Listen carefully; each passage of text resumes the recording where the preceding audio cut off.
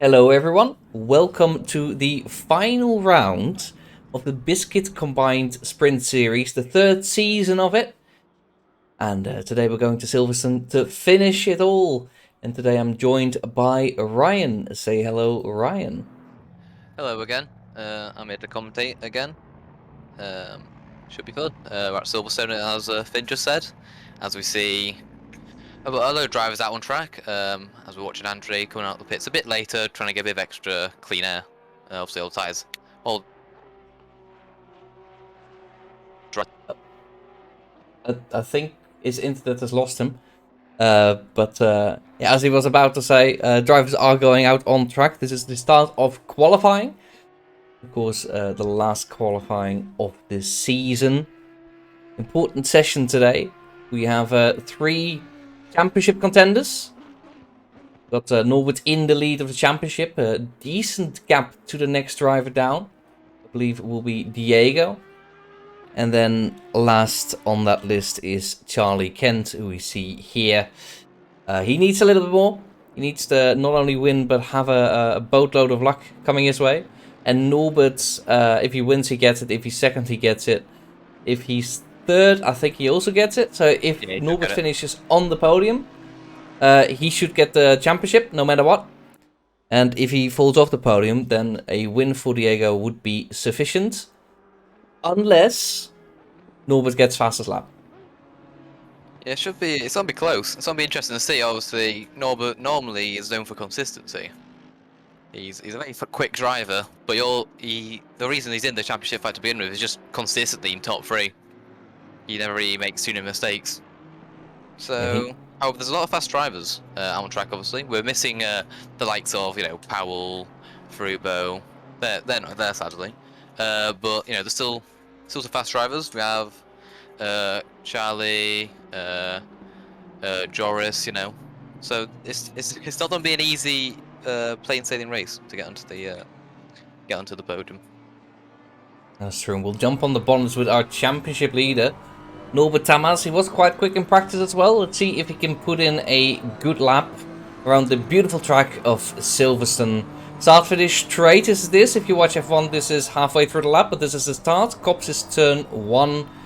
Make it as wide as possible, but not too wide, or you will invalidate your lap. That was within bounds. Go into Maggots and Beckett's. Very quick, even in a GT3 car. It's you're really pushing it and trying to take as much curb as the car will allow you to do. And that will be different from car to car. But I get a good of an exit onto the hanger straight. This is a very long one. See the drivers go from right to left and then align themselves for stow. Long right-hander, get on the power as early as you can. And there, a little bit of a slide from Norbert, so it's not perfect. Try to take the curb there and into the club chicane. Left-hander, right-hander, if this was Formula 1, this would be the start-finish straight. However, we're only halfway through the lap. He's definitely pushing that car. You'd think first lap, have a banker lap, just get a lap on the board, but he's still pushing that car quite heavily. He is fast right-hander here. Probably take more curb, but for a banker lap, that's very decent. Then a hard, heavy braking zone. You might see some daring overtakes here in the race. It's a very slow section, allowing for a little bit of racing. Here, this is already your exit, because the next turn should be completely flat. Still a bit tricky with a GT3 car to get the line right, especially with some cars, or if you are not confident. No such issues here with Norbert. And then we go into Brooklyn's long left-hander. Take a lot of curb there. The game will allow you to do that into left field, which will be the last turn for the lap. Just to make it a bit of a V-shape early on the power. And carry as much speed as you can through this corner. Can completely cut it apparently. And there you go. That's a lap. That's a good lap. Quite a bit of time on the tables. 5 temps down on Schmid right now. But we saw a few mistakes in that lap. It's a banker lap. He's on the board. That's all that really matters on the first time into the first few laps. The track's green. Nope, it's just fast. It's just changed to fast now. But yeah, the track is ramping up. You don't get quicker laps as we go on. So these laps are just get used to your car. Make sure your setup hasn't blown up in like overnight or something like that. Yes, exactly. And despite the silver class being finished, of course, we still run these drivers. They are still joining. And Matteo Schmidt really showing up today. He's shown some pace throughout the season, maybe lacking a little bit of consistency. Hence why the championship was won by Vojta, who I believe is not here today. Pretty sure Schmid joined a bit later as well than Vojta. Oh, I think that's possible, but yeah, he has definitely shown improvement throughout the season though, and it's showing off. He's showing it off here with a 1:58.4 here as his first banker lap, already faster than Norbert for now. The Norbert is on a big improvement, so is Charlie. Yeah, Charlie had a good race actually at Bathurst until that mistake where he binned it into a wall at very high speed going down the hill. So we hope kind of put him outside the championship fight. You know, he can still technically win the championship. That's a good lap by him. I'll be hoping to maybe challenge the top 3 a bit more, but he won't be disappointed with that lap. Yeah, it's definitely for the pro drivers. They are now in championship order essentially, top 3. I think now they are completely in championship order. But, Yeah, they are. yeah, so Norbert is leading the way. For him, it's as simple of a case as if you're on the podium, you win the championship. And Diego needs to not just beat him, but hope for Norbert to make a mistake. It's all in Norbert's hand then. Well, hands. I hope he has to. Hope he has 2 hands. It's all in his hands. As long as he doesn't make any mistakes and finishes on the podium, he's got the championship. Said than done. Silverstone's a very easy track to make mistakes. Actually, you know, you have Max and BSKIT. It's that first corner. Always have a bit of contact. You know, it's not an easy track. You could definitely make a mistake here, and which will cost you a race. So while he has all the cards in his hand, you know, he's still to play him. Yeah, absolutely. It is a tricky track. It is quite a long track as well. There's a lot of moving parts to it. The track is completely static, but it feels like, you know, there's a lot going on. And it's never a guarantee to just play it safe and finish where you started. So that's not so easy. And the thing is, if he plays it too safe, he will be under pressure from cars behind, and you know, Diego's gonna have to get past him if the order stays how it is now. Diego will be on the back of him if he's playing it too safe. Charlie might be, and suddenly he's outside the podium position. So it's not just, you can't just drive around very slowly and win the championship. He does have to still be very quick. And Diego on a big improvement here, but shock and surprise, it's not going to be enough. A lot closer to Norbert this time. That's within 2/10, but it's not enough to take the lead of pro class. And yeah, and of course we shouldn't forget that despite the fact that this is a straight heavy track, it's got, I think, like 3 or 4 long straights where you need your top speed. Jorgis is still an excellent driver and can very much challenge for a good position. So we should not forget about him, as he does make a mistake there, unfortunately. Yeah, he's had the Porsche snap there. He's lifted off the front a little bit too much, gone on the grass and knocked up the front left. So he's shown what I said earlier. You can make a mistake on this track quite easily. Yeah, it's so easily done. The race when especially since your tyres will be quite cold, I'd imagine, going into the first corner. It's quite hard to actually get temperature. I always find on outlap here. Like I think in the endurance, Andre went to the first corner of 23 psi on the fronts and just went straight on. It's very hard to actually get temperature sometimes on this track, just due to the long straights. Yeah, exactly, because all the temperature you get, because Cops is quite stressful for the car. Turns 1, 2, that would be in F1, are very stressful. Maggots and Beckett's absolutely annihilate them, and Stowe as well. But in between all of those parts, you've got so many long straights where the tires can just cool down, and you lose all of the heat you just gained in the few corners you just had. Yeah. Normally the tyres are fine. Actually, I normally find your front left is normally boiling around here just due to the sheer amount of punishment it gets. But on the formation lap and that, when you're not, you know, going through Cops flat out and all that, you know, your tyres do get cold quite easily. So it's normally interesting to see the first lap who's managed to get their tyres into the working window the easiest. Absolutely. Now, I'm looking at other classes a little bit there. We got Pro Class, of course, nearly Championship Order. Then we've got Deck in Silver Class in second of the class. But considering that Matteo is quick. Also, I just realized Norbert Unless Thomas it's has just matched. yeah, match the bowl He time. has matched Matteo. He hasn't beat this. He bloody matched him. Of course, since Matteo said it first, if the session ends like this, Matteo will start from pole. But yeah, that is brilliant to Impressive. see. They are in the same car, I believe, but Yeah. that is a coincidence more than anything. Yeah, Schmid's done a really impressive lap there actually, especially as I was earlier on in the session where the track was green. I'm pretty sure. Like considering that Tamas has only just matched it on a fast track, is testament to how good the lap actually was. You Absolutely, haven't seen him improve, I don't think. showing some real potential there, Matteo is, and I think some people like classes are always controversial. I personally say don't, but it's quite normal that they are here. Sometimes you will have a driver that just improves like a rocket ship in just a single season, and we're not gonna punish that. That is Yeah. just brilliant to see. And next time he will be welcome in Pro Class. For I now, mean, he can also enjoy robbing Pro Class. there's also tracks people are better at, as obviously car BOP changes, like the Porsche, for example, acts pretty awful around some tracks, but it can be very quick at others. Same with the BMW. Like, that's probably a bit to play here, but Schmid has definitely improved as well. He's really improved his stepped up his game, and I think we're showing it today in P1. Yeah, definitely.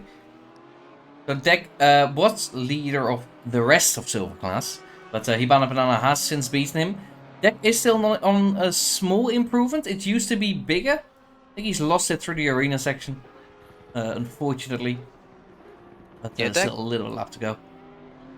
I mean, Deck's never been the quickest qualifier. We always say that. So if he takes a P8, if he gets a, well, technically it's P3 in class. I forget Schmid's just miles off. But if we ignore Schmid, he is, he's right behind Hibana, the closest next competitor. And I'm pretty sure he'll be happy with that because he's really consistent in the race and often gains low positions. So he's in a good position right now. Yeah, he's Maybe also open. really close to Hibana after that improvement.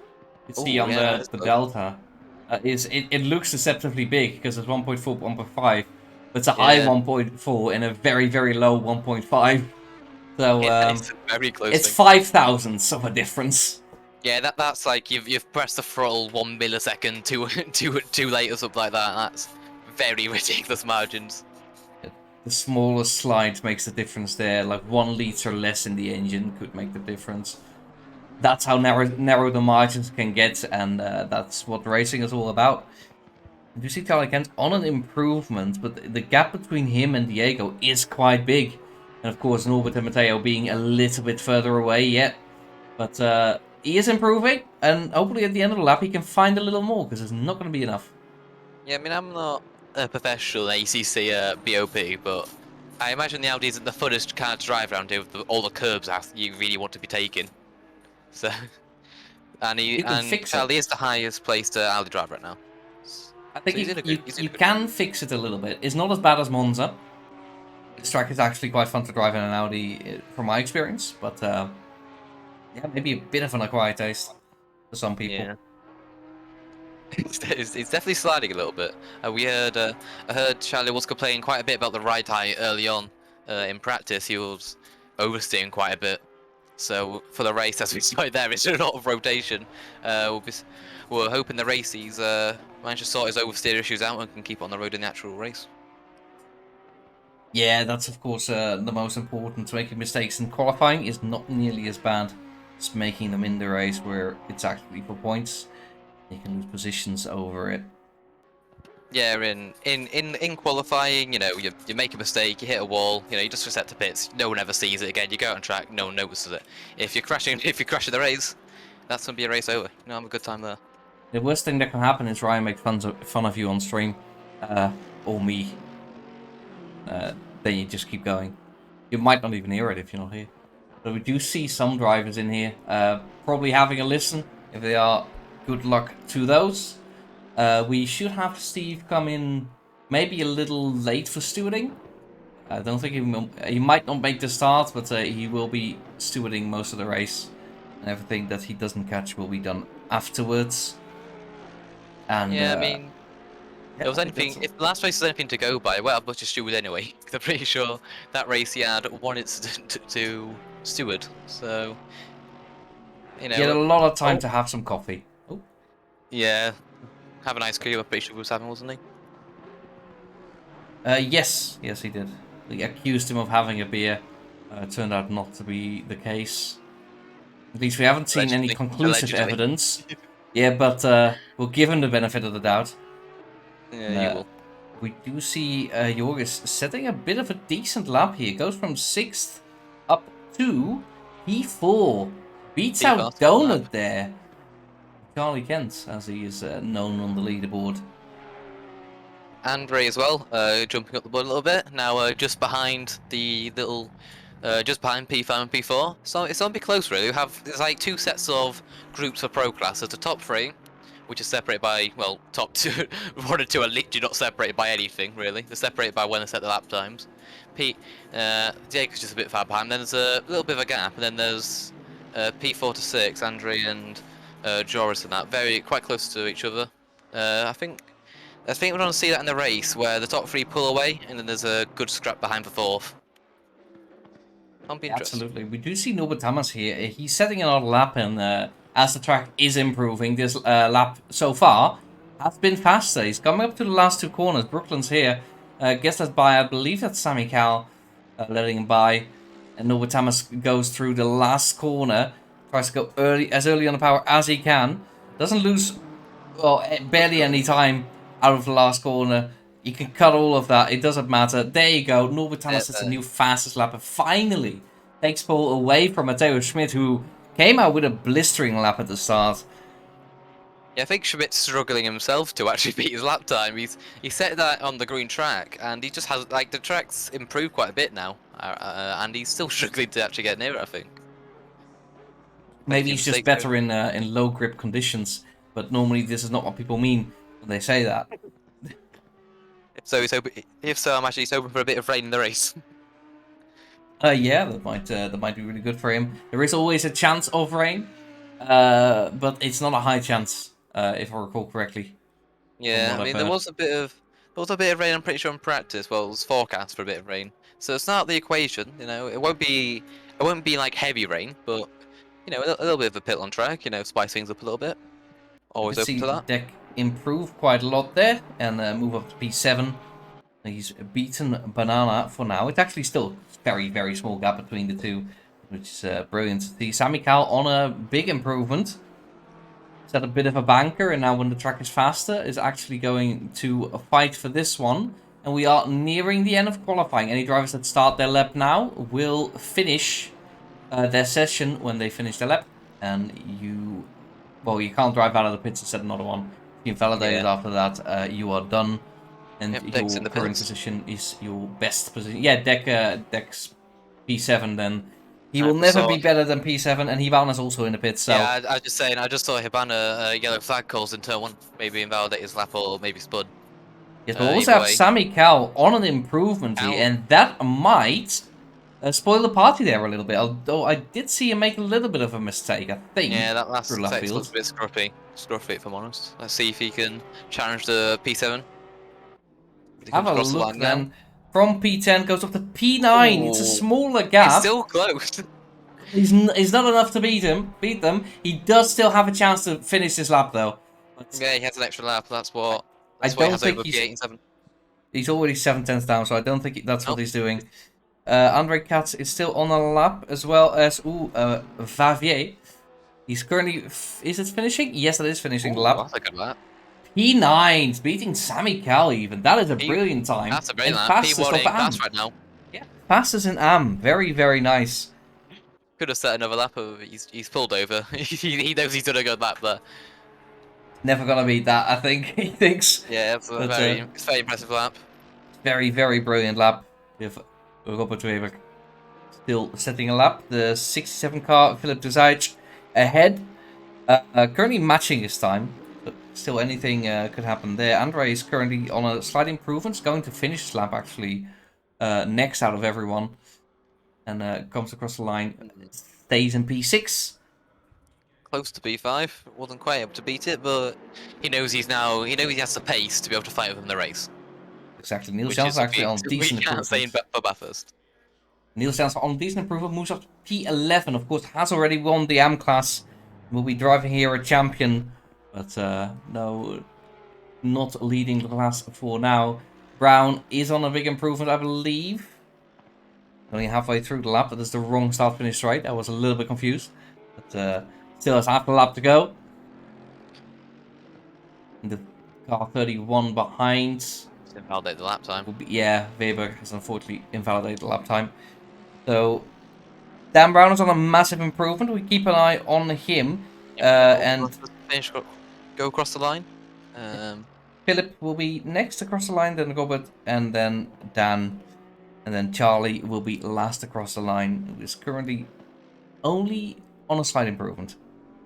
Yeah, So, he's on the trying to see if Donut can beat the I'll P4. tell you what though, Philip. Line. Philip is on a big one. And there he goes, up to That's a very big P7. improvement. That's a very big improvement from him. Robert Pulled Weber out has the also max. finished not as big of an improvement, and then David Brown, Almost hit the wall. shortest line to the finish line, and improves a little bit.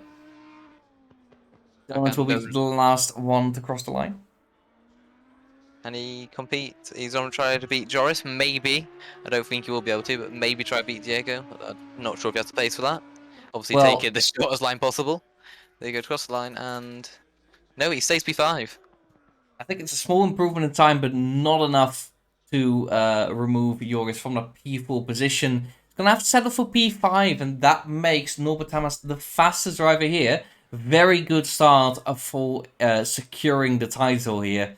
If you can run away with it, then you will be okay. Of course, Yeah. the start is Cops, then Megat and Beckett, so if you want conflicts, then there you have it.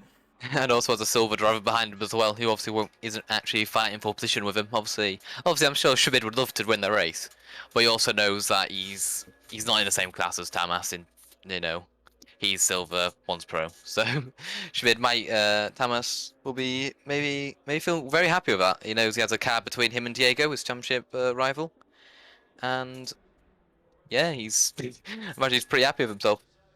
Yeah, absolutely. And I do want to notice, want to point out that between Deck and Dan, there's like 2 tenths. That's a lot of drivers in that little pack there. And hopefully we'll see them actually fight in the race itself. Yeah, as obviously the UI track setup. is. It's no, we don't have to wait 5 minutes. Everyone wants to go on a little pee break. Track's green again, so I'm sure all the drivers are complaining right now on the voice chats. But I think green tracks really make for an interesting first lap. I think when people have been setting flying laps in quality, low fuel runs with optimal tire pressures, with very fast track.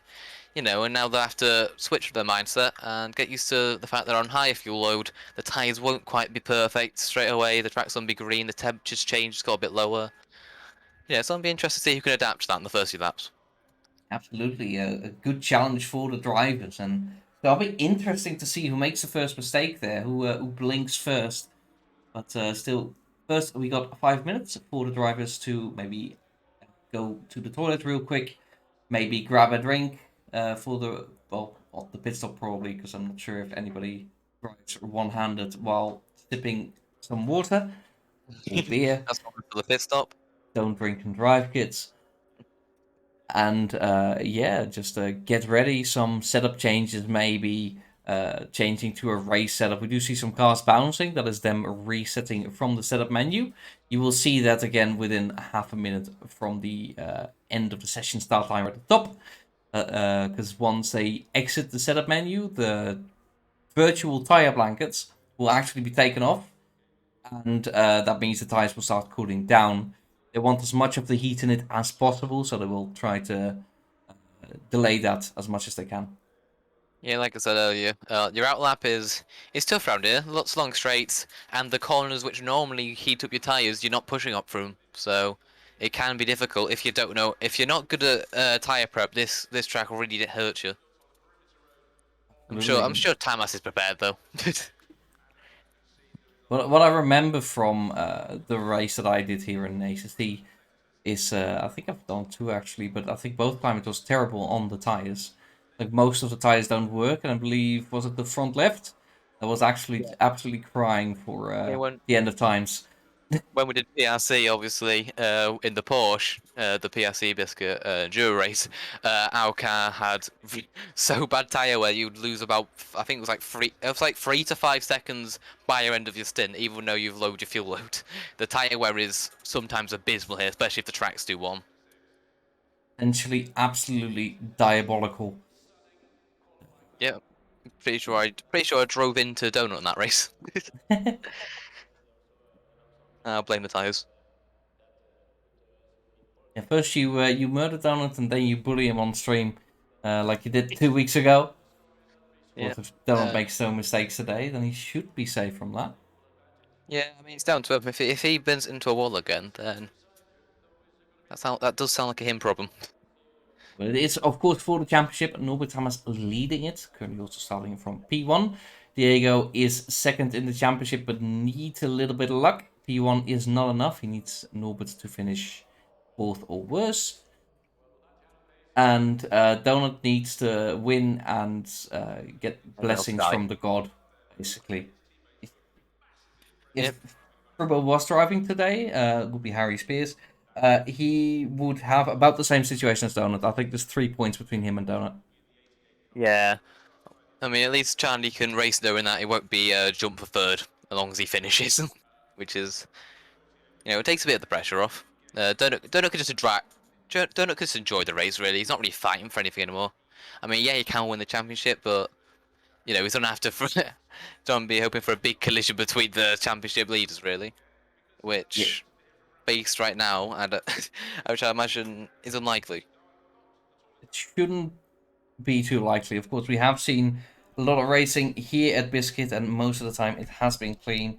I do note that my little tradition of a grid rundown has almost been forgotten, so let's quickly go. We got Norbert Hamas in the lead, followed by Mateo Smith, best of silver by a lot. And we got Diego, Jorgis, Charlie, and Gray. Philip Guzaj, Declan, Hibana, and Michael Vavier is the last at the top 10. And we got Samikau in 11th, Niels is 12th, Reese in 13th, got David Brown in 14th, Robert Weber in 15th, Johannes Kauner in 16th, Max Weber in 17th, and Yannick Breda in last place, 18th.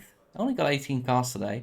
Because at the end of the season, with any virtual racing league, you will have fewer drivers than you started with. It's not like Squid Game where they get killed, they just stop showing up.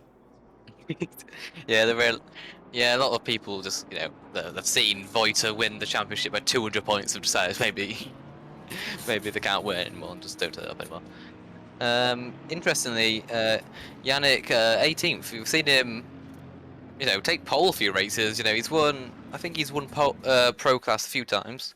He's normally doing really well in pro class, so it's interesting to see him down there in P18th in last place. It'd be interesting to see if that's his real pace or whether he just had a scruffy quality session.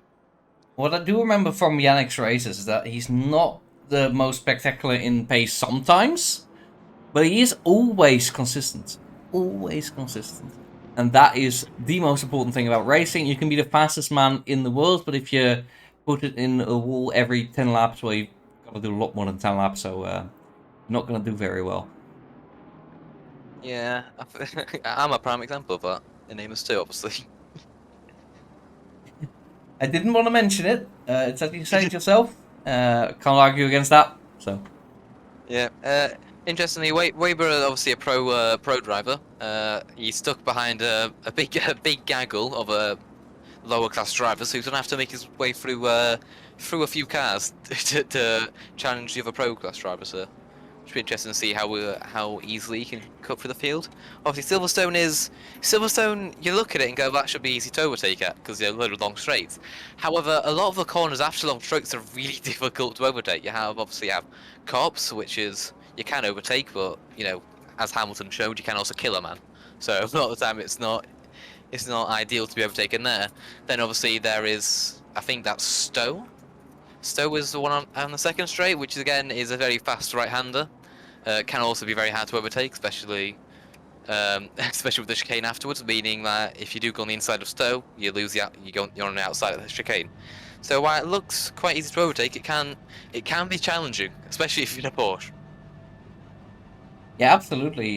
Porsches will get very, very close to Mackett's and Beckett's and then lose all of the time they gained on the very next straight. It is a little bit frustrating for them. But most overtakes, I think, will be done and finished on the straight themselves. Yeah. But there is room for racing into a lot of corners. It's scary through Stowe, but if you can hang it around the outside with superior speed, you do have the inside of the club chicane, and that's just very good. That's what you want. Yeah. Obviously, there's also the I also forget the name of the corner, the snail one at the end of the lap. That's a good heavy brake zone after a long straight. So that is a good place for a go for an overtake. However, once again, if you're on the inside, it obviously then turns into a right-hander for the next corner, and you're on the outside again. So the track, it's not easy to overtake, but it lends itself to good racing and side-by-side action. That's for sure. Yeah, absolutely. But we'll see how the drivers manage it. Just about every single race that we've done in this season has been a lot more clean than we've expected. Monza Turn 1 was surprisingly error-free. I think last race, Steve basically did so little that today he decided to miss the start. Yeah. He's realised something's done. It is, these drivers are clean, hopefully. We don't even need shoes anymore. A bit sad. Steve thought we didn't need him anymore. That's just, probably not true. But I hope that the drivers prove me wrong. So we'll see. They are all lined up double file, and once Norbert hits the finish line, the lights should go green. Good. It's going. It's going. Oh. There we go. And Matteo, I think, had a better start there. Have a quick look from the helicam, but he decides not to challenge it. Ooh, Riori is not really looking pretty through that corner. Let's have a quick look back there. He's being challenged immediately by is that Charlie? Yeah, Charlie behind him. Andre backed out of that. Andre goes around the outside. He both keep on the track there, I think.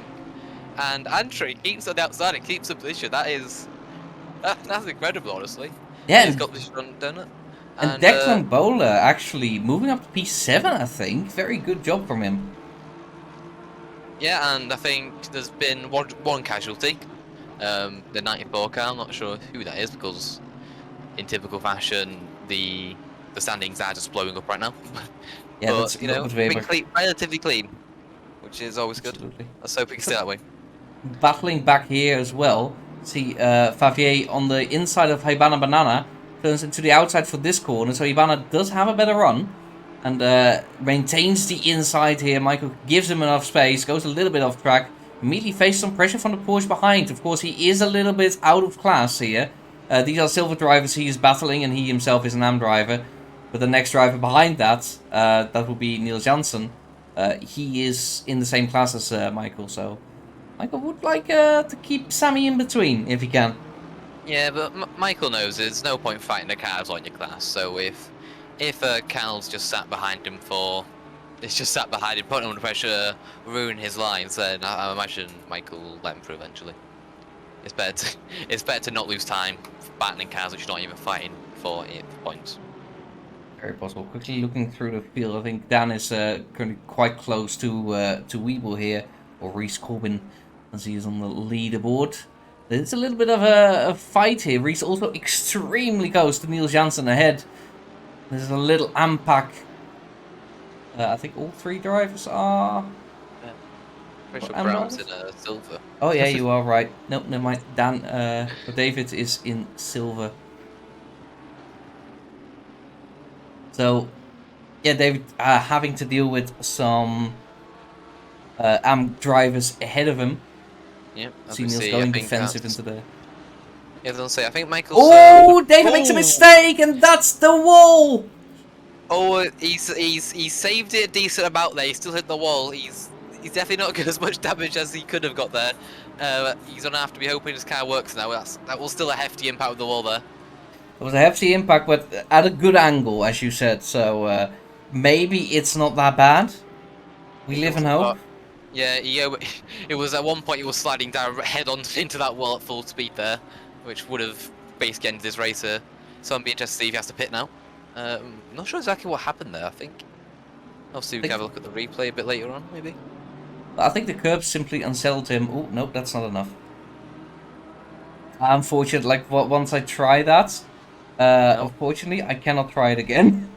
no. So, I've missed it. Good damn, good damn But Finn. yes. Yeah. Uh, Anyway, it looks to be that the curbs just unsettled the car, and that was it. With obviously the Merc is front-engined car, is a front-engined car, so you'd think you'd be able to take curbs pretty well, but because of where the actual engine is positioned so far back on that massive front bonnet, it's almost a mid-engined car, really. So it's so it may appear to be. So you may think it's easy to take curbs in that car, but it really isn't. And I no, and think the apparently big match shows it that. also has an element of lift-off oversteer. So, he probably got caught out by that in combination with the curb trying to correct it and instead making it the problem worse. So easily done in these things. These cars, well, most of them are divas in their own right. Yeah, it's very close as we see Andre eat the curb on the inside. How much sounds like he pulled away from is all the cars are quite close to each other as Cal decides that track limits aren't for him. But yeah, all the cars are pretty close. We're seeing a good amount of battles here. Yeah, although Norbert does have a second gap, as long as that doesn't grow, and Diego is still behind Matteo, so Diego might pick up the pace later if he manages to get past. Yeah. Interestingly, Sami Cal here battling Michael Favier. Oh, and he's managed to get alongside the Porsche. So I'm interested to see. Obviously, good on the brakes, but again, but the Porsche, you know, you get side by side in the slipstream with a good exit, but then the BMW just pulls away from the straight, and by the time you get into the braking zone, you're not even side by side anymore. The Porsche may have good brakes, but you still need a bit of straight line speed to overtake there. So, you know, it's an uphill battle for Cal overtaking it, but you know, Michael is under a lot of pressure right now.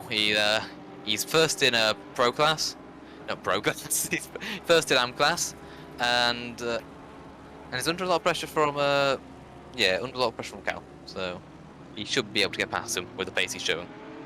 Yeah, absolutely. Cal is very quick, but of course very difficult to overtake in a Porsche. On any car.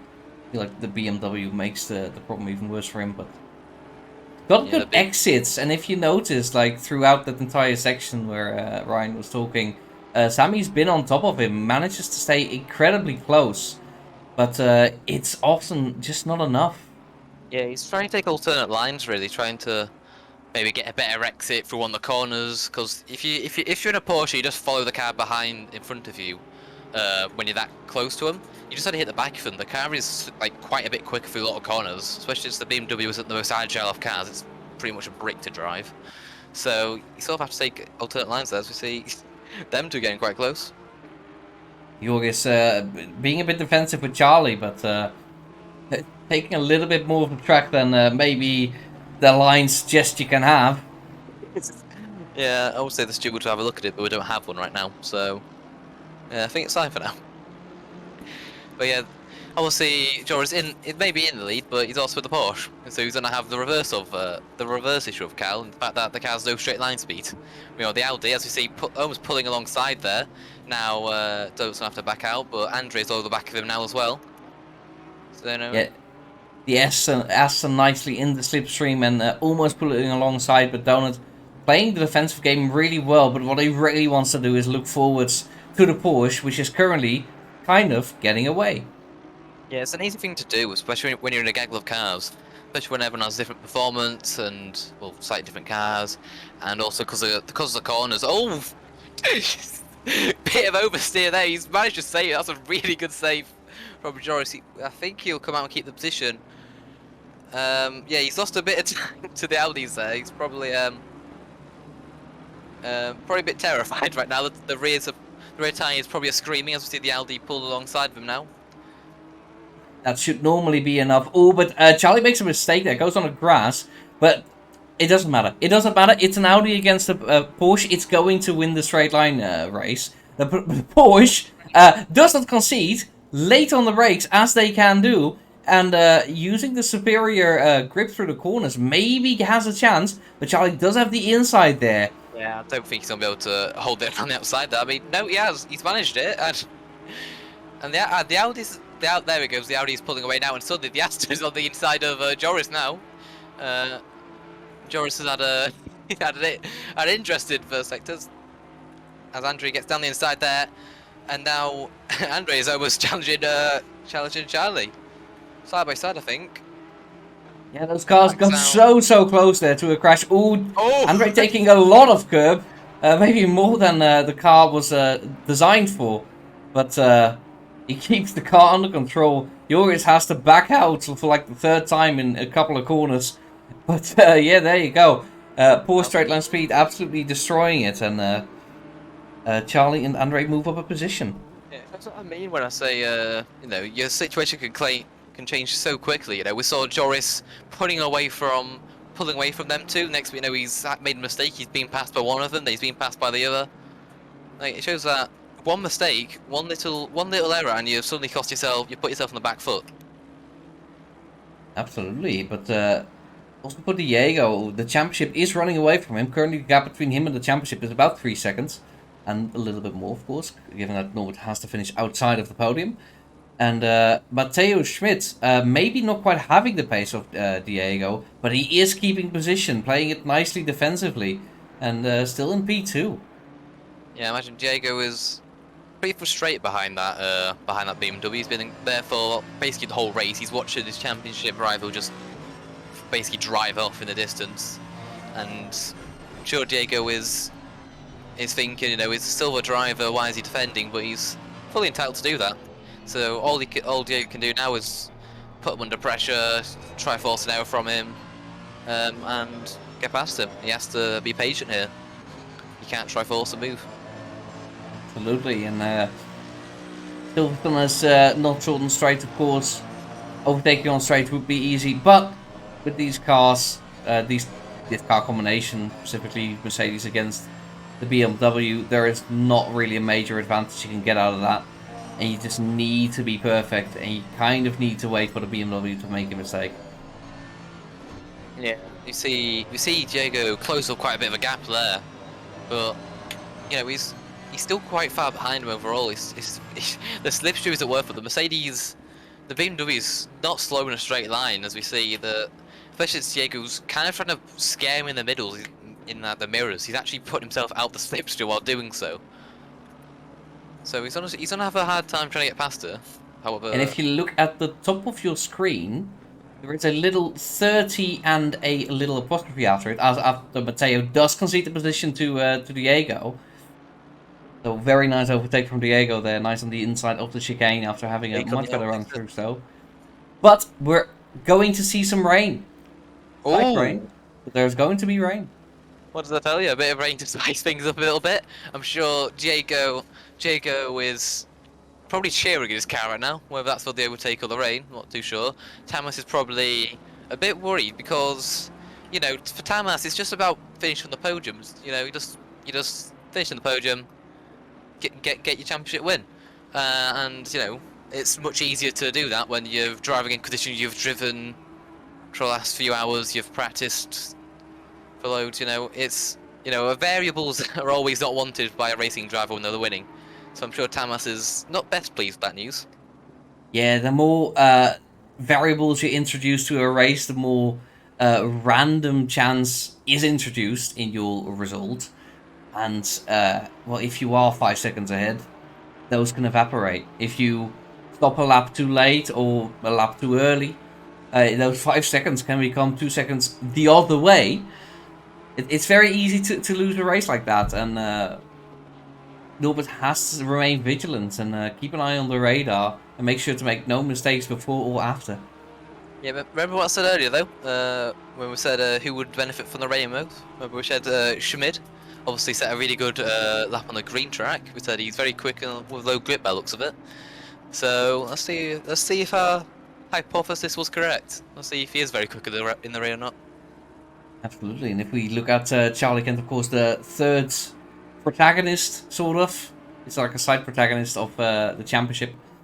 He's a bit far off, and he also currently has to deal with the pressure of Andre Katz from behind, who seems to be having a very decent pace. In fact, his fastest lap was faster than Charlie's fastest lap. Yeah, Andrew's having a better race than he did at Bathurst. Bathurst, he struggled with the track, he struggled with the car. You know, he was kind of just in his own little world. Last, I think it was, well, he was last in pro until obviously Donut made the error. Yeah, but Andre, in this race, clearly much more happy with the car. He's putting Chai under pressure now, and let's see if he can get past him now. Yeah, and at least let's hope for a beautiful battle, and I'm sure Charlie would love a nice battle. But further back, we do also have some nice battles. Maybe not so much for the championship, or in this case, even for position, as Reeks Corbin is tailing Philip de Zijc, who is in a train led by Michael Vavier ahead, which Niels is also... No, actually, sorry, Sami Cow is leading the train. And Niels Janssen makes up the back of that little train. Yeah, there's a nice gaggle of cars forming here. And there's a good opportunity for a couple of fights.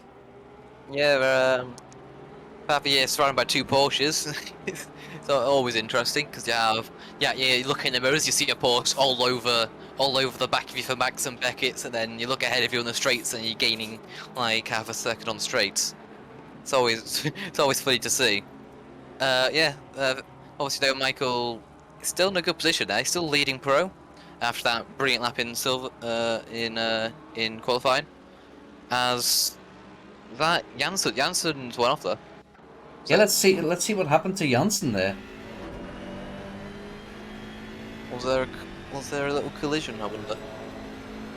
Or was he just bent on his own? Let's have a look. It seems to be that he's quite far back from anyone. Yeah. So, So I think that's your answer. He mounts the curb.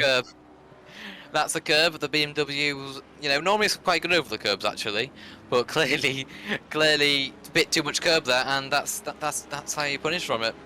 Shows what I mean. One small bit of curb, you know, your car doesn't like, and there you go. He's been lobbed straight into 17th. Suddenly, from challenging in challenging in AM class, he's now challenging for P18. Yeah, that's unfortunate, not what you want, of course, but he is fighting Yannick again. Already has the championship, of course. No pressure. Championship, I should say. No pressure for him, in principle. However, it's not what he wants from today's race. Any race, of course, you want to be a good one. He's a racing driver, you know. He's won the championship yet, but you still want to win his races. You know, if you don't want to win the championship, then just finish P18 last race. You know, you want to finish out on a high, and that small spin's made it a bit more difficult for him. Absolutely, but not impossible. And if you look at the 30-minute marker again at the top of your stream, it used to be one liner, little rainy lines. Now it's two lines, which means it's going to be, I think, medium rain. That is. So we're not just going to see a light rain from the clouds. We're actually going to see something quite drastic hit the track. Yeah, I think Alex might actually be quite happy with that, because with light rain you have the conundrum of, do you go into wets, do you stay on dries? You know, it's always an opportunity, as we see a Porsche of Joris all over Andre. Andre's fell off the back of Charlie a little bit there. So, sadly, Joris is having classic Porsche issues, and Andre pulls away from him on the straight. However, yeah, obviously on light rain, I'm pretty sure that has it got heavier again? No, I think that's what it looked like when I mentioned it last. But yeah, still going to be a substantial change in weather for sure. From fairly clear skies, a little bit of sun, to immediate rain, as classic Britain. Yeah. Like I said earlier, though, light rain is unpredictable in the fact you don't know what tyres to be on. At least with Tamas, he's going to know that when that rain hits, it's going to be heavier. He can go into the wets and be pretty comfortable with it, I imagine. However, the chance of rain was pretty low going into this race, and I'll be surprised if anyone really is taking into consideration the fact that rain might be coming in the race. So, it'll be interesting to see whose car actually functions in the rain, because obviously, if the rain's heavy enough, and, if you haven't prepared for rain at all, your car might just not work. He might be aquaplane all over the gaff. So I'm interested to see whose setup works the best there, who can adapt their, let's be honest, dry setup onto their wet track the easiest.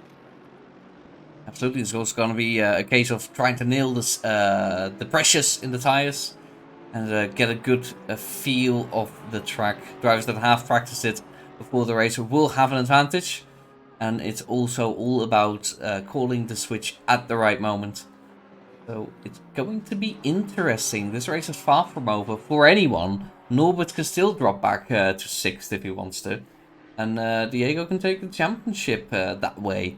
So it's not over. Absolutely not. Even Yeah, if also, I should mention, sorry to interrupt, but Diego is currently faster than Norbert Tamas. The gap has been shrinking. yeah, it's just what I was about to say. Diego is not far behind Tamas here. Diego obviously needs to finish ahead and basically needs Tamas to make a mistake or something like that. But obviously, as we see Philip going for a bit of a rally there, I think it looks like he's avoided the wall. Ooh. Just about. He's Just out about. the wall. That's impressive to keep out the wall. He won't be very happy with it. Obviously, he clearly had the classic Porsche oversteer. But he's kept out the wall there. You know, could have been worse. But like I was saying, Diego's been getting closer to Tamas, and you know Tamas might have been feeling pretty comfortable earlier on in this race. He has a kind between him and his championship rival, obviously. But you know, when Tamas in the lead, he can sort of relax a little bit. But now that Diego's behind him, he's going to have to be pushing a bit harder if he wants to keep that lead, which obviously I imagine he wants to. So, yeah, Tamas now under a bit of pressure. Yes, and that's what we like to see, because pressure is the mother of all mistakes in motorsports. And hopefully we see a little bit of battling between Diego and Tamas, even if it's just for the race win, for the honor of winning the last race, which is big enough. Maybe not quite the championship, but still something that these guys will battle for. And I don't think Norbert will let it go so easily, even if it doesn't mean anything for the championship. Yeah, it's you're not just gonna let him through and let him stroll to an easy win. You know, if you're in a race, you're leading the race. You don't just the championship. You know, it's in the back of your mind, yes, but you know, so your ego wants you to win the race. You don't just be letting your rivals win the last race very comfortably. That's it's just not what racing drivers do. Just not So, on. yeah, he'll do it. Yeah, it's just if you do that, then why him turn up? So, yeah, he's not gonna let him through. There should be a battle, I imagine. Yeah, exactly. Get to the back of him. Absolutely, and we see that all over the field, to be fair. People are fighting, even people outside of their own class. It doesn't matter anymore. Silver class drivers don't even have to show up because, championship has been long over. And AM class drivers, same story. The championship are already wrapped up. For most people, last race, it's just, it's for bragging rights, really. The classes are just, an extra part of it. The classes are there so you feel like you've won something afterwards. Most people, when they're out there driving, no one cares about the class points for the most part. It's about getting a really good position. If I imagine if Michael beats Philip, Philip's a pro driver, Michael an AM driver. I'm sure he's on have his ego boost a little bit.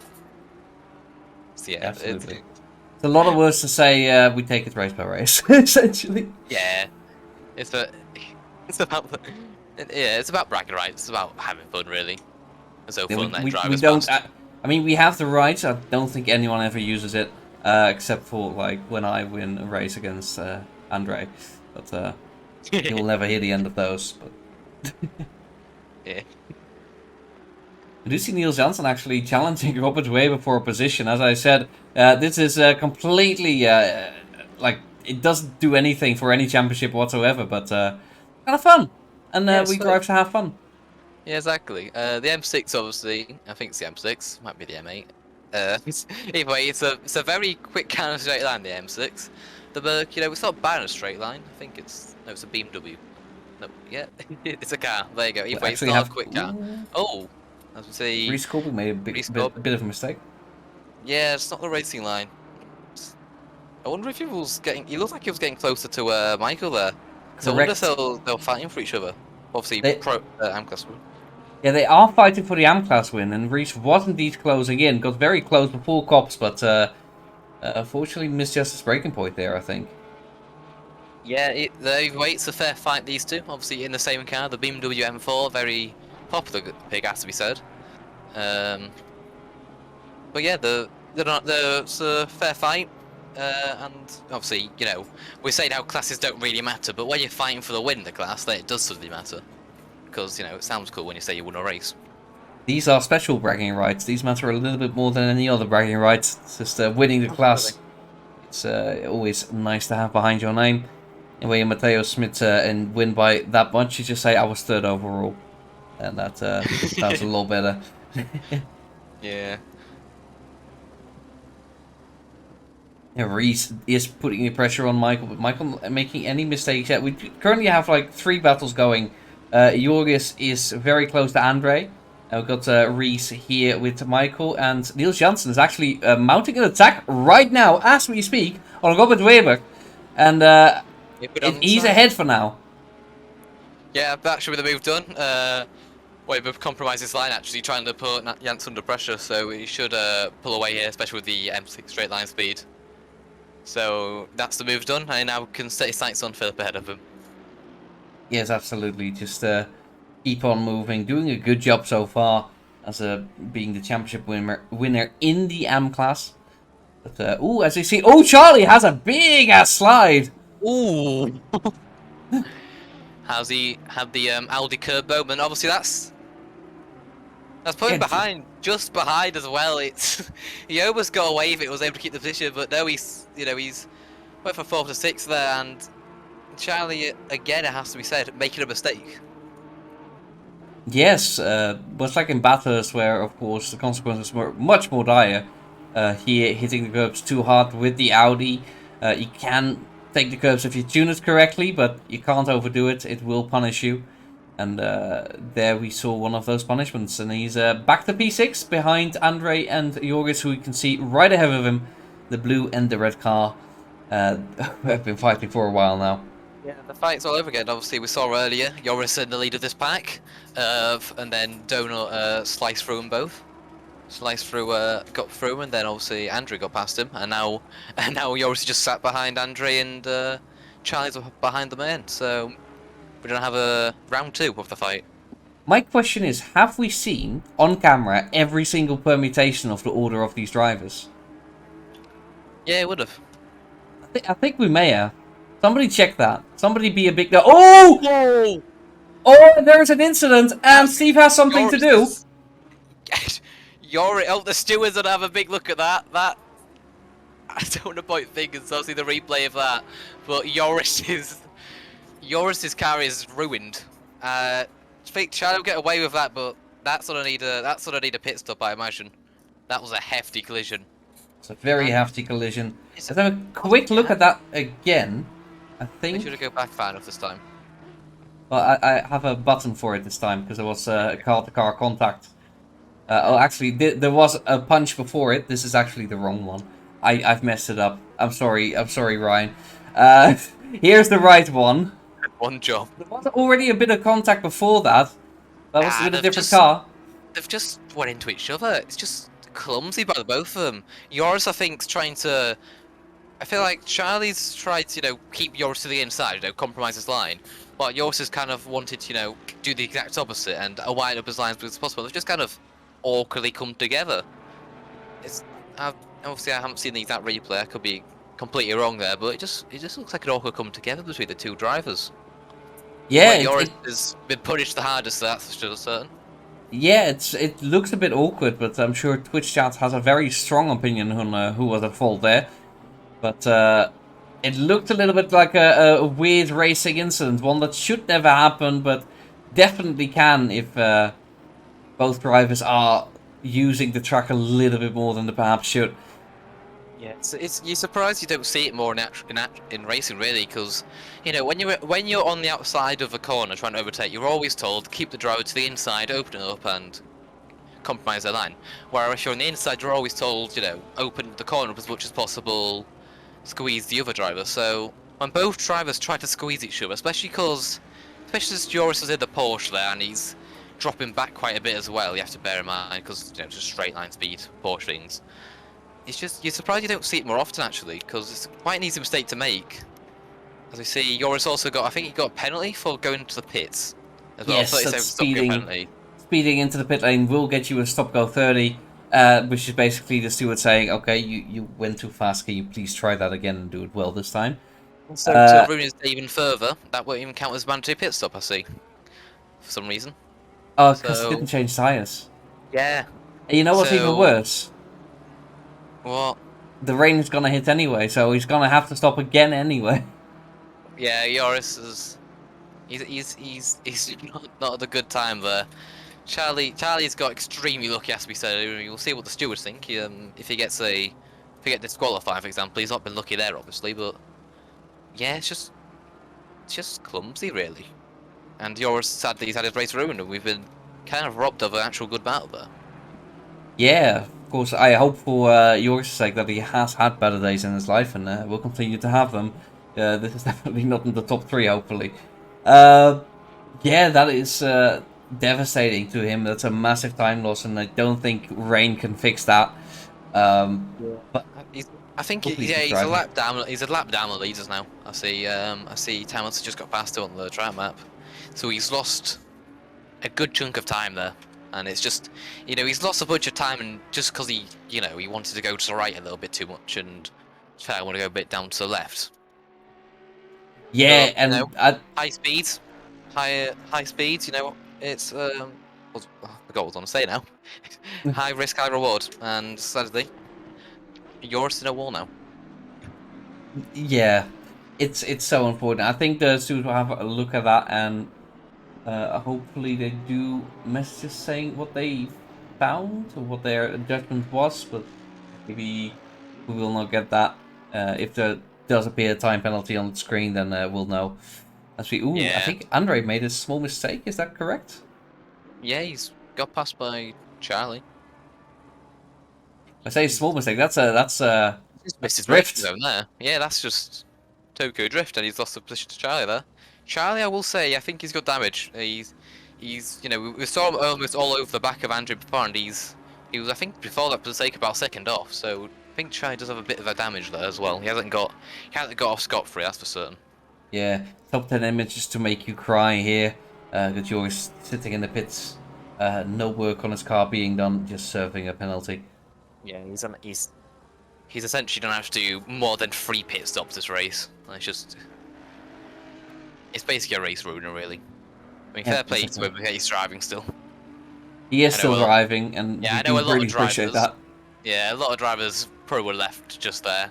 I mean, obviously, it'd be very easy to be very annoyed there and just leave. So fair play for him for staying with us. Absolutely, that is very much appreciated. Thankfully, still some fights happening on track. If we do pan back to the action, Andre Katz close behind Charlie after losing their position. We've got here Hibana Banana has been catching to deck and is currently right behind him, smelling his fumes. We've got Michael Vavier also close to Sammy Cal, so that is right here a fight developing perhaps. Michael Vavier actually setting a 2 minutes 1.1 fastest of his race so far, so doing a great job there, and yeah, showing up with some pace today. Yeah, Michael. At one point, well, we saw him under pressure from Cal, even Corbin for a little bit, and now he's picked up the pace again, and he's all over the back of Cal now. So clearly, maybe he's struggling a bit to get the tyres, in the working window, maybe struggling a bit of consistency, but he's got the pace, that's for certain, and he's showing it right now. Yeah, doing an excellent job with that. And I'm gonna look around. There's not many more battles. Johannes Counter is close behind Philip Guzaj. And the pace is about equal. So I'm not sure if we're gonna see much there. And if you look in the top right, you see 10 minutes. I'm not sure, because remember, we saw at one point it said it was going to be medium rain. It looks to be light rain, actually. However, it's going to get worse in 30 minutes, it appears. Well, So it's Oh, I know what's Always happening. changing. I know what's happening. It's going to be after 10 minutes. The rain will start. It's going to get quite heavy quite quickly, and then about 20 minutes after that, it's going to start reducing again, and we might see a dry spell at the end of the session. It's on a. It'll be exciting, that's for sure. It's not just going to be a very simple dry to dry race, you know. Change book conditions is always interesting for the spectators at least, even if the drivers, some of them may not like it as much as the others. Yeah, it does mean that everything you know so far about this race, you can forget about it in 20 minutes, because everything will be on its head.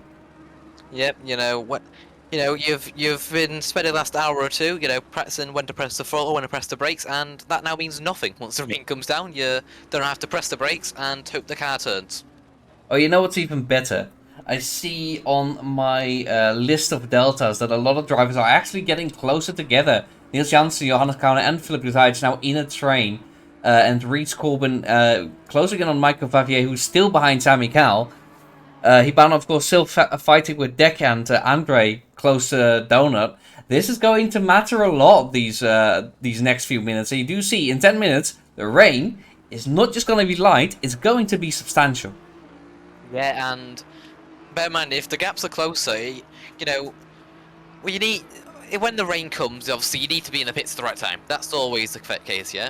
But when the gaps are that close, it's not even like you need to be in the pits at the right time. You need to be, you know, you need to enter the pits, like, almost perfectly, and sometimes it can be hard, because like I said earlier, the Silverstone pit entry is kind of awkward already.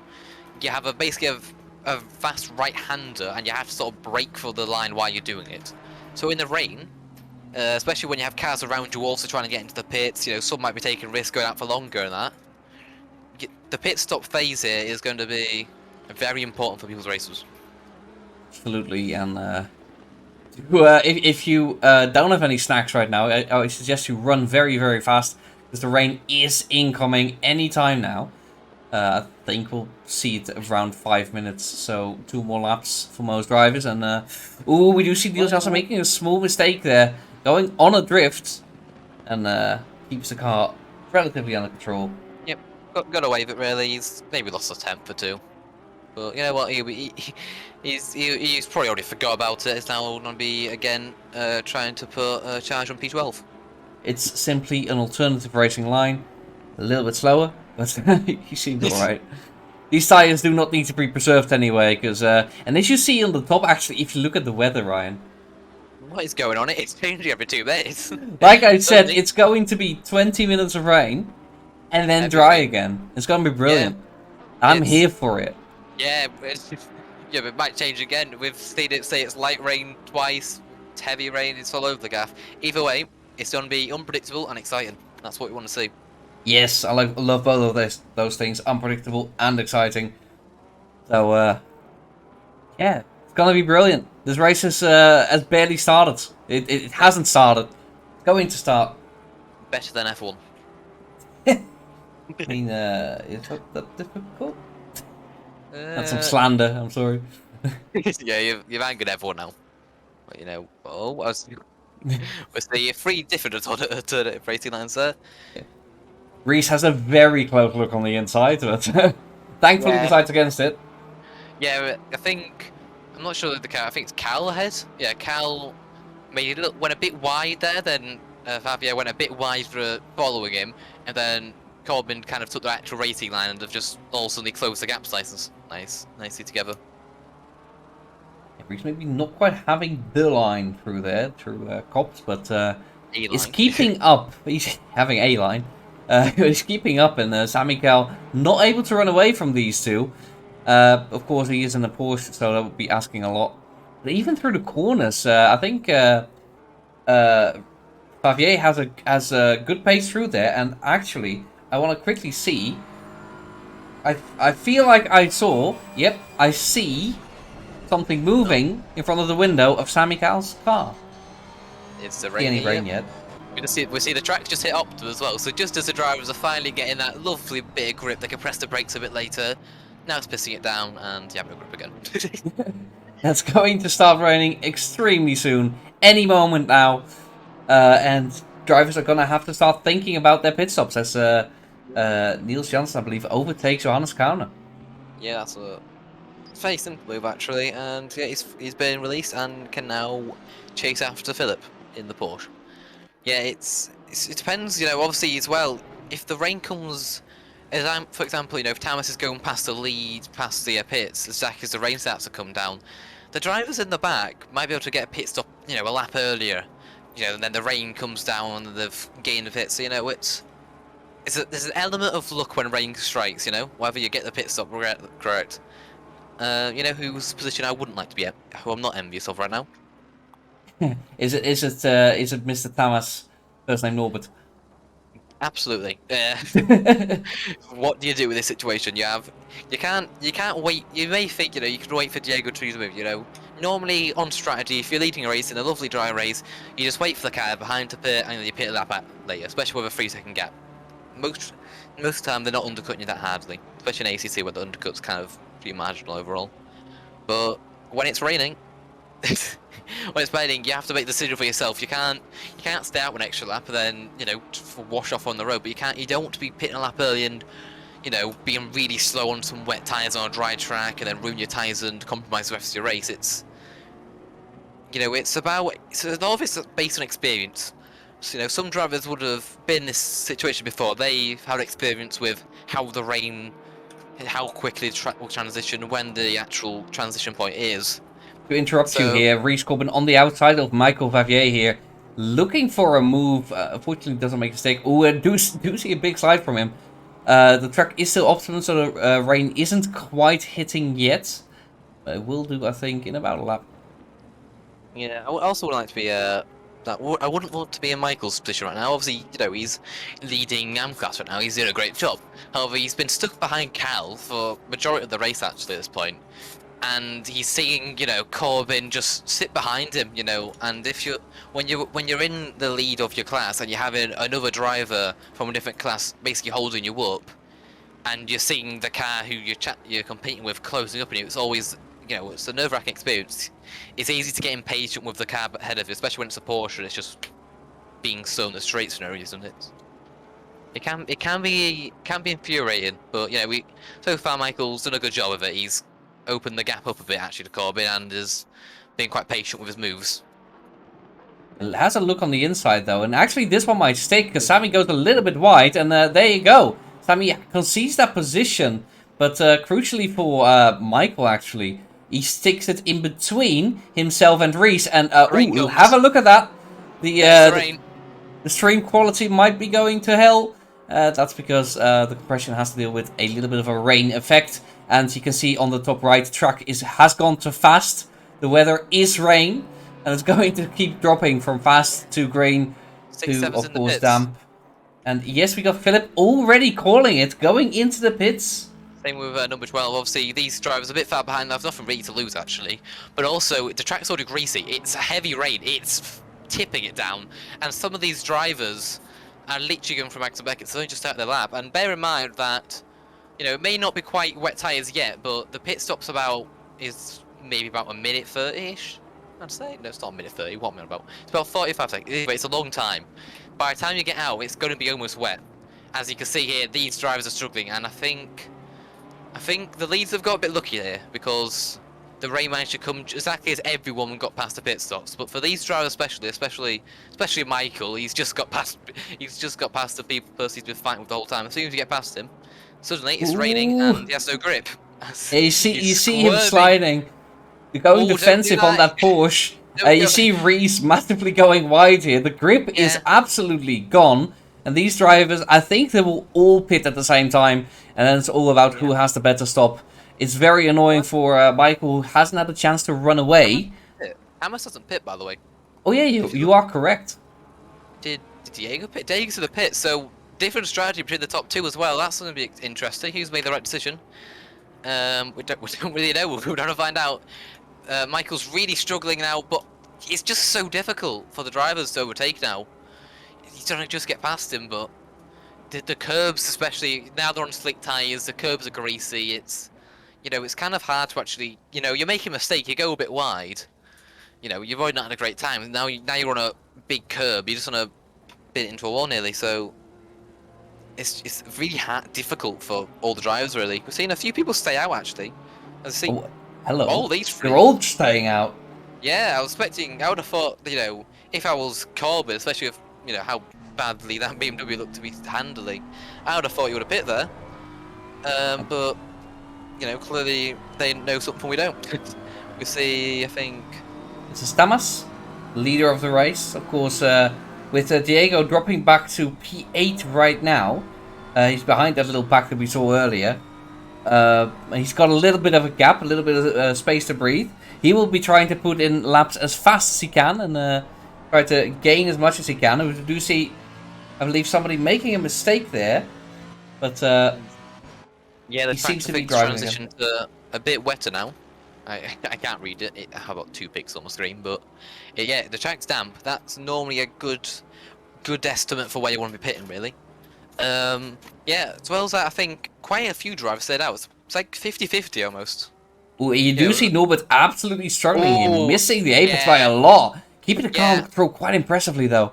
yeah. Like I think half the first half of this lap he would have been about the same, maybe even quicker than Diego. As hit banner, that's not the racing line.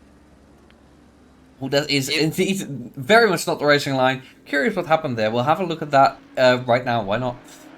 Yeah, the track is definitely wet now. You people want to be getting the pits. Yeah, that's the curb. That's Oh, and he's hit the wall! oh, he's hit the wall.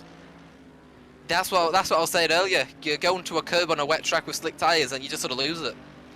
And then Lost he's it again. gone through it again. Yeah, does he hit the wall this time? No, that's good. Very, But very close.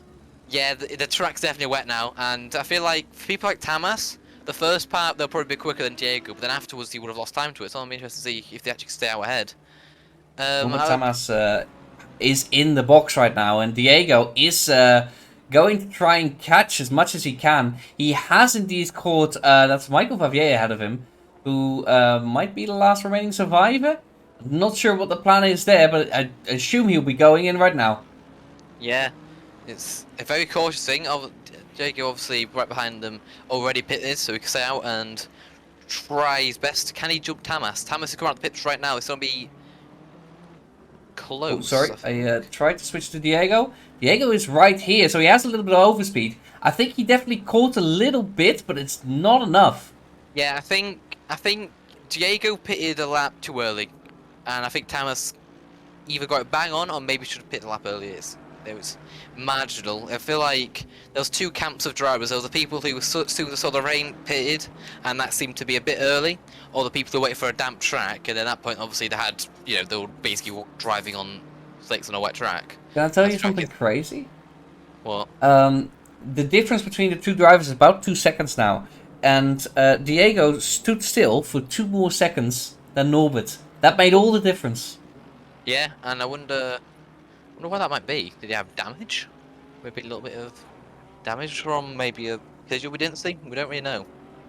Either way. It could be that, or just maybe not getting the procedure quite right, but as you can see on the screen, I think it's showing up on stream how wet the track is. Like, it's not equal anymore. You see a bit of a used line. Continue? Yeah, may I point out, it's going to get wetter in 10 minutes. The rain is getting heavier by the looks of it. Yeah, see a little plus symbol next to the 10-minute thing? It's going to be pretty wet, and I'm pretty sure no drivers are really expecting this. As ever, we see Schmid spin again. Oh, it was having a good race, will he? I think you'll get away with it, I think. Yeah, because he's had such a good gap to Charlie in that, but yeah, that's a mistake. You know who was a big winner in these pit stops? Surprisingly, Michael Vapier. Oh yeah, he has. Webber's got stop go penalty, and yeah, he's got ahead of Philip there as well, and he's pulled a bit away from Corbyn, and Cal has pulled a bit of a gap to him actually. I don't know, he's put an 8-second gap to him. That's pretty impressive. But oh yeah, he has. However, Avia has. I think it's less of Michael being a winner of the positions, and more of everyone else being a loser in the positions. However, we'll see the Porsche. It's going to be an interesting experience to drive now, I'd imagine. On the one hand, you'd think it's light, it has quite a bit of turning, so that's good. Turning's always great. However, it also means you're going to be and was spinning from Rackets and Beckett's, for example. It's oh, as we see, Speaking of Michael, can spinning, he save it?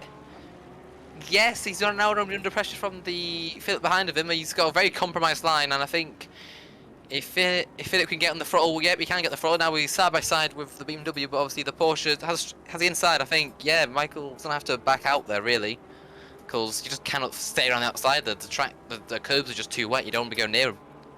And there we go. absolutely. And we Cross saw the position. Reese in the background making a bit of a mistake, not able to challenge there.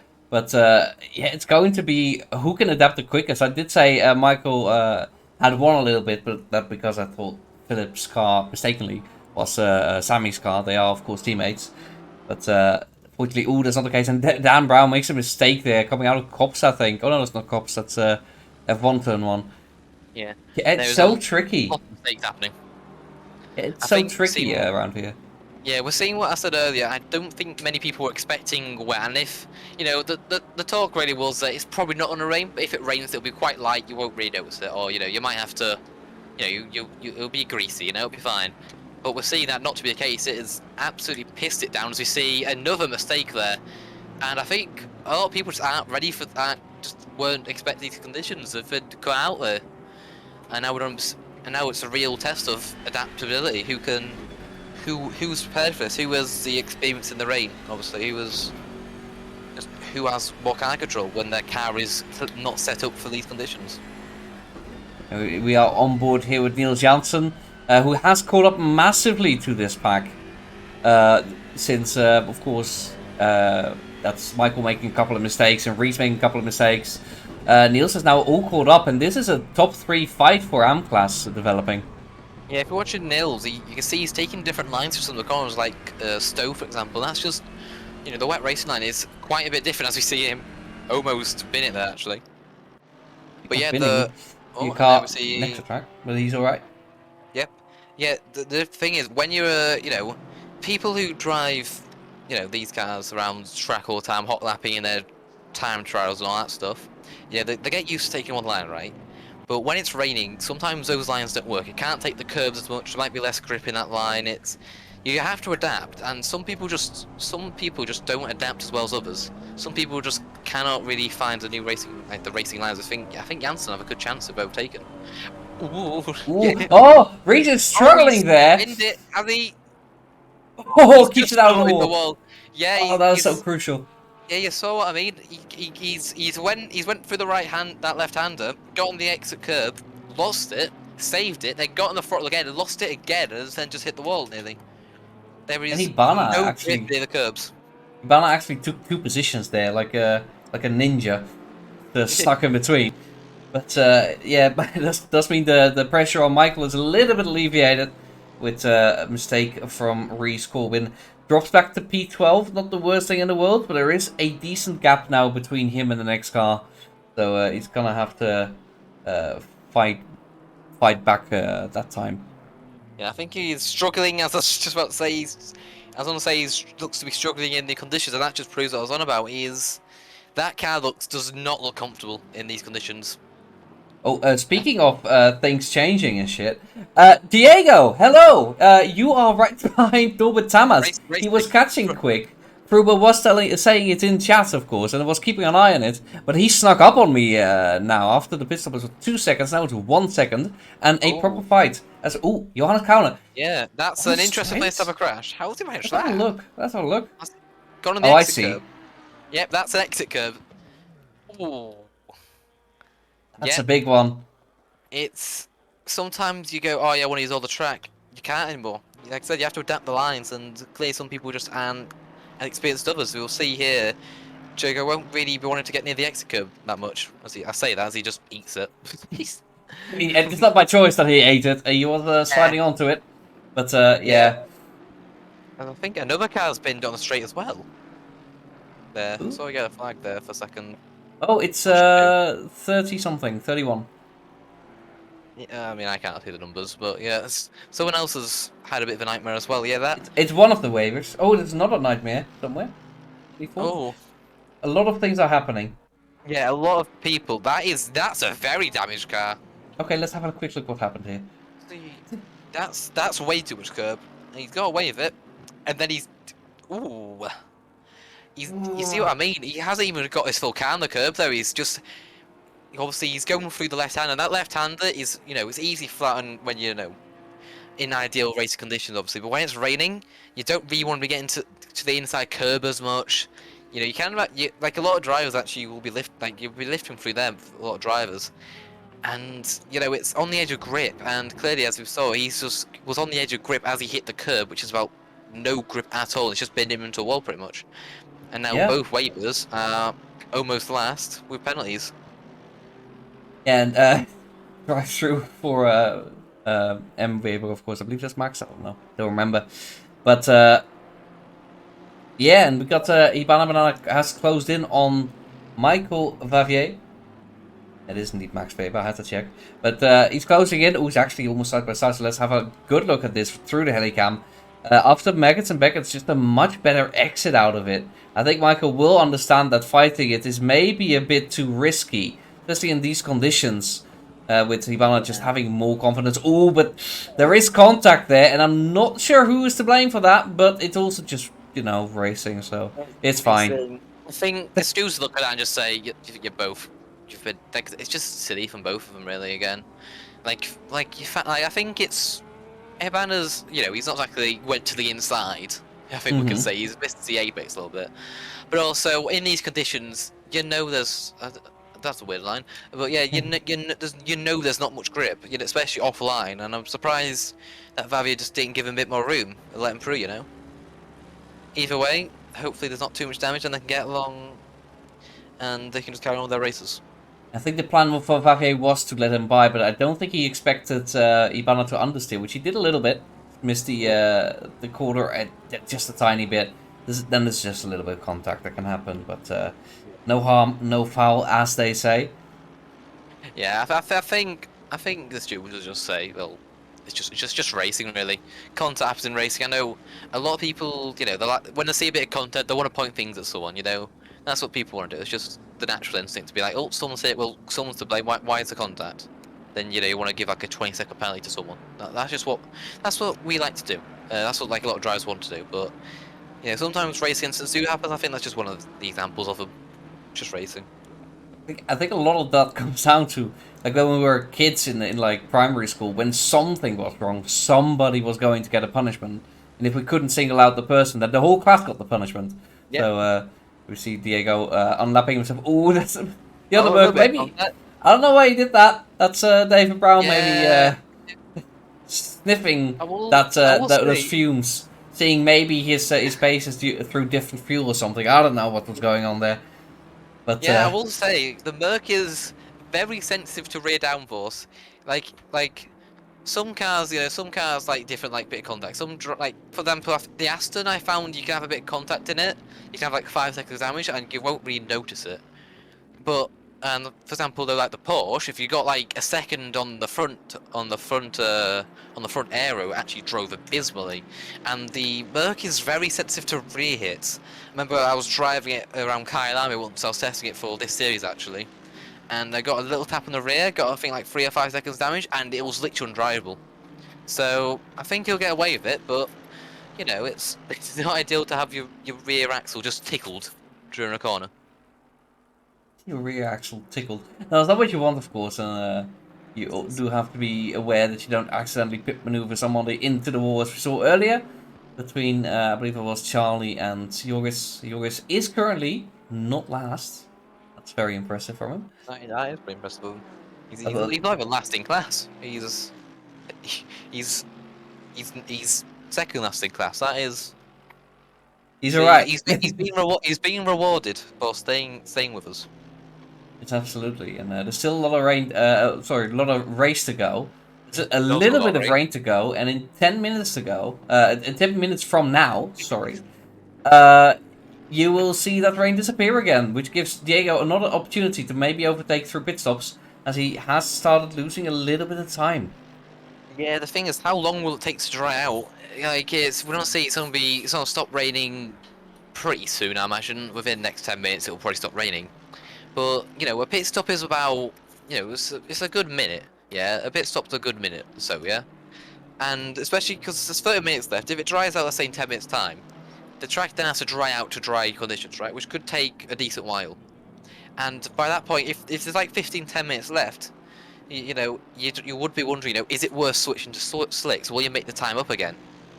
I imagine the answer, if it comes, you know, if the track just magically dries out, then obviously it's yeah, but sometimes it's not like that. So yeah, it's gonna be interesting to see, you know, what the actual strategy is here. Well, made a little bit of a mistake. It was a short yellow flag from him. Curious to see what that was. Oh, that would explain it. He's had he's had the Merc moment where he just spinned, nearly. We do have a expert Furbo in the chat saying that the last 10 minutes will likely be dry running. And before that, of course, the track first has to dry up. Just because the rain stops falling from the sky doesn't mean the track is ready to grip slicks. So Yeah. we'll probably see these drivers. Maybe they switch. Ooh, as we see cars facing their way. The Sammy Cal! Cal, yeah. He was P2 and I think he was P2 and Clash just behind Schmid, so you know, doing a very good race. What's he done there? I think he's hit the wall as well. Has he just gone the exit curb? Oh nice, he's done a full drift. I think he'll get away with that contact, but he's had like it's a Porsche thing because the issue is going for that corner is you're losing the rear all the time as you press the throttle, right?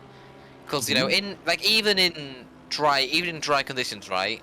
That right-hander is sometimes a bit awkward if you don't get the line perfect to get flat out, right? In the wet, you have to like constantly reapply the throttle. It's your car's you know it's always the rears are always complaining for that corner. So and the issue is with the Porsche, as you press the throttle, you get understeer, then you lift it off again, you get a load of oversteer. And considering that there's so little traction already, he's just spun. He can't be able to save it. Absolutely, it's a bit unfortunate, but that's just kind of the way it is. As we do see, we're currently on board with Michael Favier, who's very close behind Sammy Cal, who just had that spin.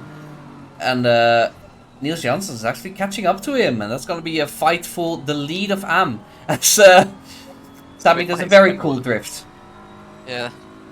Maybe not the fastest line, but what's the coolest line? I'll give him that.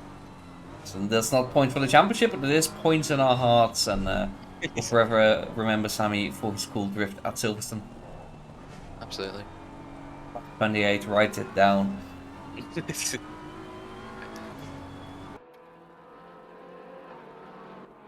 There's a lot of close cars here. You'd think you see like you often see in F1, you know, the rain comes and there's just gaps everywhere.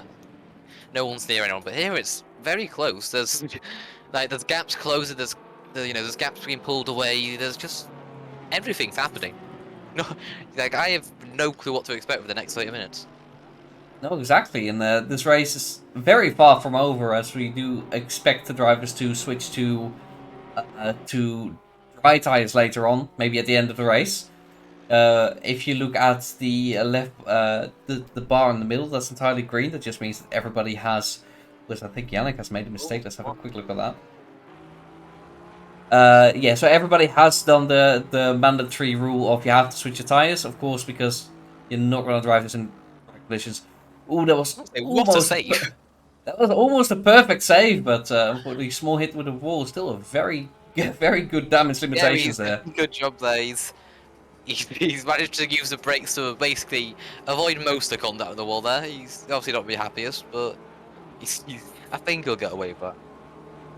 Everywhere you look currently, because we just switched to Niels Janssen, he also starts doing a little bit of slides. Everywhere you look, the cars are just not gripping up very well. Joris is there, much faster driver than Michael in normal days. I think he will probably pass Michael quite quickly. Not a race for Michael. And he's not allowed to defend because he will also have blue flags. It's not it's not on the same lap, so. Yeah, it's literally, but for no one involved should they be fighting. Like, no. He'll be let through, I'd imagine, if he can't get close. If Michael is using his brain here. Yeah, but like equally, Michael does not want to slow down too much. Because right behind there is Niels, and this is for the win of the class, and I'm absolutely sure that Michael Favier wants to win this one. Because he hasn't worked for many races, but that he has, I think, at BCSS haven't always been the best. And this is the first time he can really show what he's capable of. And running in Yeah, P10 right now is just brilliant. yeah, especially in these conditions. Like sometimes a lot of doing well in races is just how much have you drove in the positions. You know, how much practice have you put in. But with these wet conditions, people wouldn't have practiced them as much. But people have been preparing for the dry all week really. And these wet conditions, I think, really let the good drivers shine the most. In my opinion, as we see a Porsche. Michael trying his very, very best to let Jorges pass, but Jorges Yeah. not taking the bait. He knows better. But no, he's all right. He's gone through. But you do see, because Michael had to slow down so much, Niels has caught up a little bit. Yeah, it's obviously we saw Nils. I think at one point. I think it showed how mental this race has been. We saw Nils at one point like back was like P17. I'm pretty sure. Now he's almost fighting for the win in his class. It's anything could happen here. You know, you could blink and see Deccan lead. You know, Well, that's it's that. A lot would have to happen for that, but yeah, you get the yeah, it point could happen. across. It's a very it's a very changeable race. Conditions are changeable. The positions are all over the place. We see Matteo Smith still in P3 despite having spun. And Diego Yeah. caught up a lot, made a mistake, and has since dropped back a little bit. But there's still a lot of race to go. So and the conditions of the track are going to change again. So interesting to see what's gonna happen around here. And yeah, Papier now having to deal with the pressure from Niels Janssen behind. Niels, of course, being the champion already. We know what he is capable of. But overtaking on track is never gonna be easy. I mean, we've seen Michael all race been under pressure. Whether it's he's been trying to overtake a Porsche in front of him, he's been under pressure from Corbin at some point. You know, he's handled all that pretty much perfectly for the most part. So we've seen that the pressure hasn't affected him too much, and but now it's a different driver. You know, it's a different car. It's a very angry looking M6. You know, with a load of straight line speed now. So it's a different car, but we've seen he can handle pressure well. So let's see if he can carry on with that fashion. Yeah, absolutely. Still just driving his lines, doing the best he can. I think we've lost a driver. I believe one of the Webers has unfortunately left us. So we Yeah. are down to 17 drivers. But, Sadly, that means Joris right. is now on the leaderboard. He is now last in pro again. So Yes, that is the biggest change with that, unfortunately for him. But he's still driving, and we very much respect that. And yeah, he's not doing that poor of a job. I'm sure he's done a few fun drifts in that Porsche in these conditions. Yeah. As the rain has stopped now, I'm pretty sure. So it's only drying out. Yeah, the So rain it's only has indeed stopped. If going to and passenger view, we cannot see the window wiper move anymore. yeah, the track is also the temperature's actually risen quite a bit as well. So it's gonna be like I remember. I think going into the race was about 20 degrees. It's now 25 degrees. So people don't have you don't have to be just basically don't have to be guessing their pressures if they don't know what they're doing really. Because it's a decent temperature increase, and they haven't been on the dry, so they haven't seen how the tires have reacted to it. So if we are going to see a pit stop onto dryers here, it's going to be interesting to see who can get them tire pressures bang on. Yeah, absolutely. It's going to be, I think, really difficult for everyone to calculate, especially or like exactly what the right pressures are, and that might make or break your race, especially in fights like these between Michael and Niels. It's going to be very important to get it right and also time it right, and maybe decide not to time it at all because the track is still wet. It is still very wet, and there's 23 minutes to go. Frubo expects there to be some dry running at the end of this, Yeah, but we're gonna have to see. it's similar to what I said 10 minutes, like I said a while back. Like if Fubo's predicting, he's the expert. He's predicting the track will be about drying with 10 minutes ago, right? But then then the drivers have to ask them the questions. Can you make up the pit stop within 10 minutes? And I will say I'm not sure you could. It depends on how grippy the track will be because what 10 minutes is maybe 6-7 laps, and the pit stop's about 1 minute something, so you don't have to make it up a lot of time for it to be worth pitting. So something interesting to see if it's actually, worth doing. Yeah, absolutely. So it's gonna be. Yeah, we're just gonna have to see how drivers deal with this. And Norbert Tamas, despite having a comfortable lead, if he makes the wrong call and Diego the right one, it could still evaporate. But as it stands, he is going to cruise comfortably to a championship victory. Yeah, he's just Thomas. I'm pretty sure when he was on the pole in that grid, he saw Diego in third behind the silver driver. He was expecting a very nice car race. He wasn't pushing too hard, and he just cruised to a nice little victory. Now I think that was his plan. The rain has tried to shake it up a little bit. Diego's got behind him, but Thomas has just handled everything right. He's got on the pits at the right time. He's had good pace. There's not really been any errors from Tamas. Where Diego, we saw a mistake which has put him a bit further back than he was previously. It's just been an impressive drive by Tamas. It's just been consistent and impressive. I think as we see the drivers going to the inside there, I believe that will be because their tyres maybe are getting a bit warmer, especially since the rain stopped now. The tyres might be getting a bit warm at this point. So obviously, as a dry line sort of makes itself, you go off the racing lines to see an overtake here. Is Fantastic. Ivana Banana on Philip de Zayt?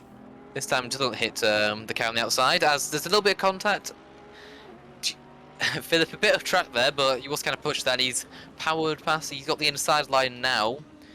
Hibana's going to try go for the switchback, but I think... No, wait, no, it's the other way around that. Anyway, anyway, Hibana has kept the position. 1 second. I think Steve has returned. Hey, Steve, you've actually got some work to do here. I think I'll actually just as a very, very raw screenshot.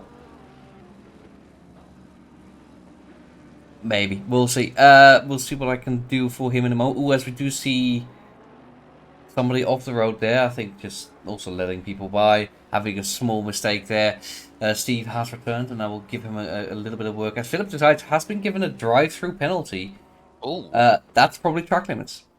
Yeah, I mean, unless Steve's just turned up and went, nah, I want to give Philip a penalty, which I imagine has not been the case.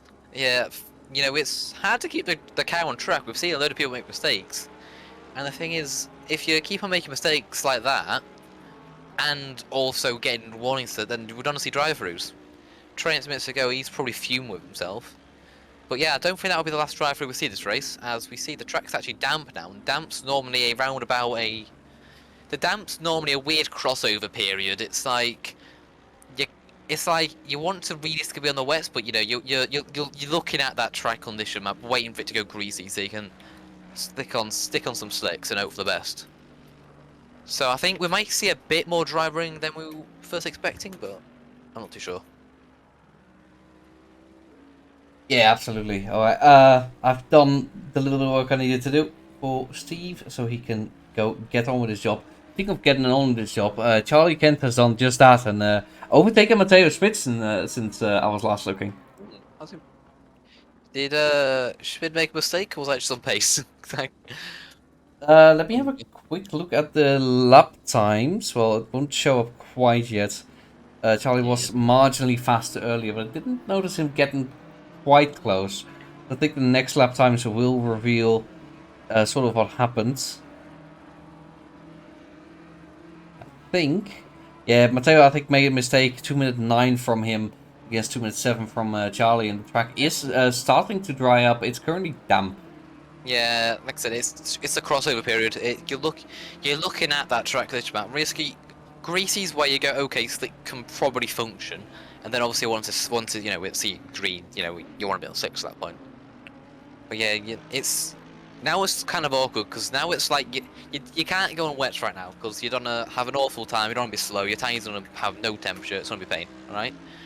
But also, like right now on the wets, your tires are just overheating. I think we're already seeing people pulling over trying to get into the wet part of the racetrack. It's not a fun experience. Is having your tires overheat, especially when you have so many fast corners around here. But I think drivers, hopefully, for the most part, drivers seem to be handling it well enough. Absolutely, Charlie. I think having a decent grip on the car for now. Of course, sometimes the tires will overheat absolutely right now, and they will keep doing that. And it's the question for every driver: right? Do you want to stop? Because I don't see people winning 10 seconds a lap on slicks right now. Yeah, you definitely won't now. It's interesting because it's like it's also just the fact of if the slicks can get temperature and the wets are overheating, right? Because as we saw, like on slick tires you can do about 201s, right? Like 1859s if it's a good track and you're a good driver. Right now we're seeing lap times around about the 207s we saw from Charlie Kent right now. So if it appears sort of like it's like a 5 second difference, okay? And I don't think people are making that up. I think people just don't have to sit around in the wet, so I might see someone jump. Like if the track was to turn wet, like if the track was turned greasy or green right now, and people could jump to the bits, I think we'll see some takers. You know, it'll be close. But as the laps go by, I think in two laps time, I don't think you're making that up. No, I don't think that's very likely. Charlie Kent just did a 2 minute 8. Like maybe at a push, he can be 10 seconds faster. Yeah, but it's like a risk what most people won't gain much from. Yeah, exactly. It's a really good push. If you nail all your laps right, you can basically match the same time as what you do in the wets. Yeah, and At even that that point, might not it's be risky enough, doing it. actually. It might not even Yeah. be enough, and let's not forget that once you get to Mateo, you also have to get past Mateo. And Yeah. he won't have tires to defend, but be You able have to to say defend a that little bit. Andre is in the pits. Andre is in the pits. I think it makes sense for him to make the gamble. He is last of the little pro pack. So Yeah. why not try it, you know? What if Yeah. everybody makes a big mistake and he is I will say, the biggest winner? yeah, I will say the track's saying it's damp, but if you look on the onboards, the camera right now, the track looks pretty much dry. If I'm honest, I know if you go offline, I imagine it's pretty awful to drive. But yeah, it looks pretty dry. Obviously, Andre doesn't really have too much to lose. He's behind Deck quite a big margin, all right? About maybe about a sector up on him. But I think Andre is one of the people who can make the risk, and he's made it. He's made it at the right time. I think if he was going to make that risk, because any later it wouldn't be worth it. Yeah, absolutely. Deck still on those wet tires, but P5 for him would be brilliant. There is a gap of Yeah. 35 seconds for Andre to make up, but Andre is going to be the fastest driver on track for Yeah. the next couple of laps, at least. Yeah. As we I do see think. Mateo, has made a Oh, mistake. has Deck got past him? No, not yet. There was a really big gap between him and Deck. So that's not going to be that easy. Deck is the 95 Oh car yeah. behind. There's a full I've got straight the between. 9195. I've got the 9195 car mixed up there. Jeez. Yeah. But either way, if Schmidt don't want to be doing that too much more. You know, he has Mazepin on the top of his car, but you don't want to be spinning into too many walls. You know. Andre's got a drive-through penalty. Oh, what's a pit look? Yeah, it's and that's that's the tires don't seem to be working. I will say, he's Oh, the drivers are if I saw him struggling. there, yeah, I think when I said the track looks dry, but the track says damp.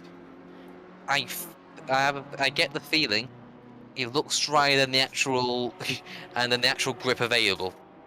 And now I think Andre's probably made the wrong choice there. But yeah, I Very don't think possible. he doesn't lose anything in terms of class. Let's be honest here. He hasn't lost anything here in terms of class position. But you know, obviously he has lost. You know, he's lost P5. You know, he's lost position to Decker, and we're seeing that looks pretty abysmal to drive right now. We're interested. We also saw, I think we saw Hibana also pit for the Right? dries. So I wonder if he's also That's your struggling. Yeah, answer? There you yeah, go. that's some struggling. Yeah, that the slicks aren't working. It's too early. No. It apparently is too early. The cars are just not ready for it. And we see Yannick also backwards. I'm not sure if Yeah, he's on dries. I was gonna say I'm pretty sure Yannick did also pit as well. So yeah, we've seen dries are not worth it. It is. Yeah, you can see on the bottom here it says dries. So dry tires, wrong call. Yeah, like it's weird because you look at the track and you go, wait, there's no water.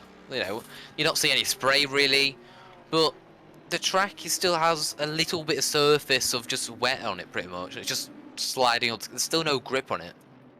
A Like little bit of surface of wet, and we do see actually Neil Johnson's going into the pits. Um, Ooh. I'm not sure if that's a gamble you want to make. You've got 10 minutes to make up a lot of time to Michael Favier, who is currently comfortably Yeah, that's a the weird one. first for class. Cal's also the pits. I think Yes, people obviously they don't have the privilege of just being sat down watching everyone else drive around the track. They're seeing people, a load of other drivers pitting for slicks and going, okay, I need to make the pit stop. I want to lose out here. it's the Not bloody noticing sheeple, isn't that, it? yeah, not noticing that everyone behind them just spinning into walls. Reese Pretty much. also coming in, probably for dries. Makes a little bit more sense. There's less to lose. That's Philip. Yeah, it's not dry. Okay, I want to see what Philip just did. It's just not Executive dry. decision. Yeah, that's a curb, and that's a curb on slicks when it's right wet. And does he avoid the wall? Oh, that's a good. He saved that and got away with that quite well. I But don't yeah, think Philip is on slicks, to be fair. Let me double check. He's on I've, wets. oh, it's on wets. I That's think I that's quite think bad then. I think the biggest issue is that no tires work. I think every single tire is awful, and basically Yeah. you should just drive without. Yeah, I mean, if you look at the track, you look at it and go, well, that's dry. Then, as we've seen, you go onto dry tires and there's no grip. But at this point, because of how dry the track basically is from a thing, so I'm pretty sure it's gone greasy now, actually. But the tires you've put on, yeah, will be absolutely boiling. They're going to be like, I imagine almost one, maybe two if you've really messed up the PSI there. The temperature's going to be skyrocketing. It's going to feel really awful. That's probably why we're seeing so many people jump into the pits, even if it's clearly not the right call. Just because they're seeing, they're seeing their tires basically blow up, and they're seeing people pit on to dries, and they think, oh, well, that's clearly the way to go. And as I'm saying, dries just no, don't do it. Rise don't do it, and Reese has unfortunately sped into the pit lane. So he's gonna have to serve a stop goal Oh, 30, and that is devastating. that's never. I'm hoping. I think that his say, like from a looks perspective, I think he gets away with it in terms of not losing in position to an AM class driver, because the next driver behind him is Barredo, who's quite far back. So I think he'll get away with it. But it's not what you want, obviously. Oh, better for him yet. No. Here's Yannick. Oh well, yeah, he's We're definitely checking. saving it. He's also on dries. The dries really, surprisingly, I think. I mean, Frubo said last 10 minutes are slick conditions, right? So we can all blame Frubo when when this all goes to crap, which is clearly what is happening right now. Yeah. But yeah, the dries do not seem to be working. And a lot of people that have switched are making mistakes left and right. I believe Think- Andre Katz maybe be most successful of all drivers on the wet. Yeah, but I mean, we did also see him almost spin and get a drive through. So successes. He has also been jumped by Philip. So it depends on what your version of success is. Yeah, I actually just checked his lap time. It's at 2 minutes 26, so I'm don't listen to me. I'm crazy. Yeah. Like if you look at it's what I said earlier. If you look at the track temps, it's 26 now. And like I said, the track is now greasy. So I think it's now at the point where drives might be a bit quicker. Sadly, for the dry runners, they've already made their mistakes, they've already had their spins, and at that point, they can't really make up the time they've lost. And Now, unfortunately for now, Diego, he seems to have lost a lot of time. yeah, I don't think either Norbert or Diego have switched. I'm pretty sure they haven't. But yeah, lost a lot of time. Diego has, and Norbert is currently cruising at home. yeah. Funnily enough, the top 6 drivers haven't stopped. Coincidence? I think not. I mean, yeah. If you look at it, P1 in AM class, P6, right? He's the only AM class driver not to stop. Okay. The P2 driver, AM class driver not to stop, is in P12 after being right behind the whole race. As we see, Diego pits. What? Apparently, he's gonna make up all the time in 7 minutes. I don't know what it. Oh, 7 minutes? 7 minutes. Yeah, I don't know what I was thinking. Interesting call. Is it a I fuel think stop? it might be, but Oh, we haven't even thought about fuel. Because when was the first stop? No, wait, Yeah, you no, should it have should be easily been able fine. to make Yeah, it. it should have been fine. Now that I think about it, it should have been completely I fine. I think don't know people what just, is. I think people are just following the. Like I said, now that the tracks are greasy as well. Greasy is normally like you want to sort of be on the dries. People are just that they're seeing their wets beyond 2 billion degrees Celsius, and I think, well, clearly the dries went better. But as we see, I'm pretty sure that yeah, Havana did go onto dries earlier. Check. Yes. They're not working. No, absolutely not working. That is maybe a bit of a throw from Diego, but Diego's P4 now. Maybe, quite a big one. But yeah, I feel like the championship for him wasn't on anyway.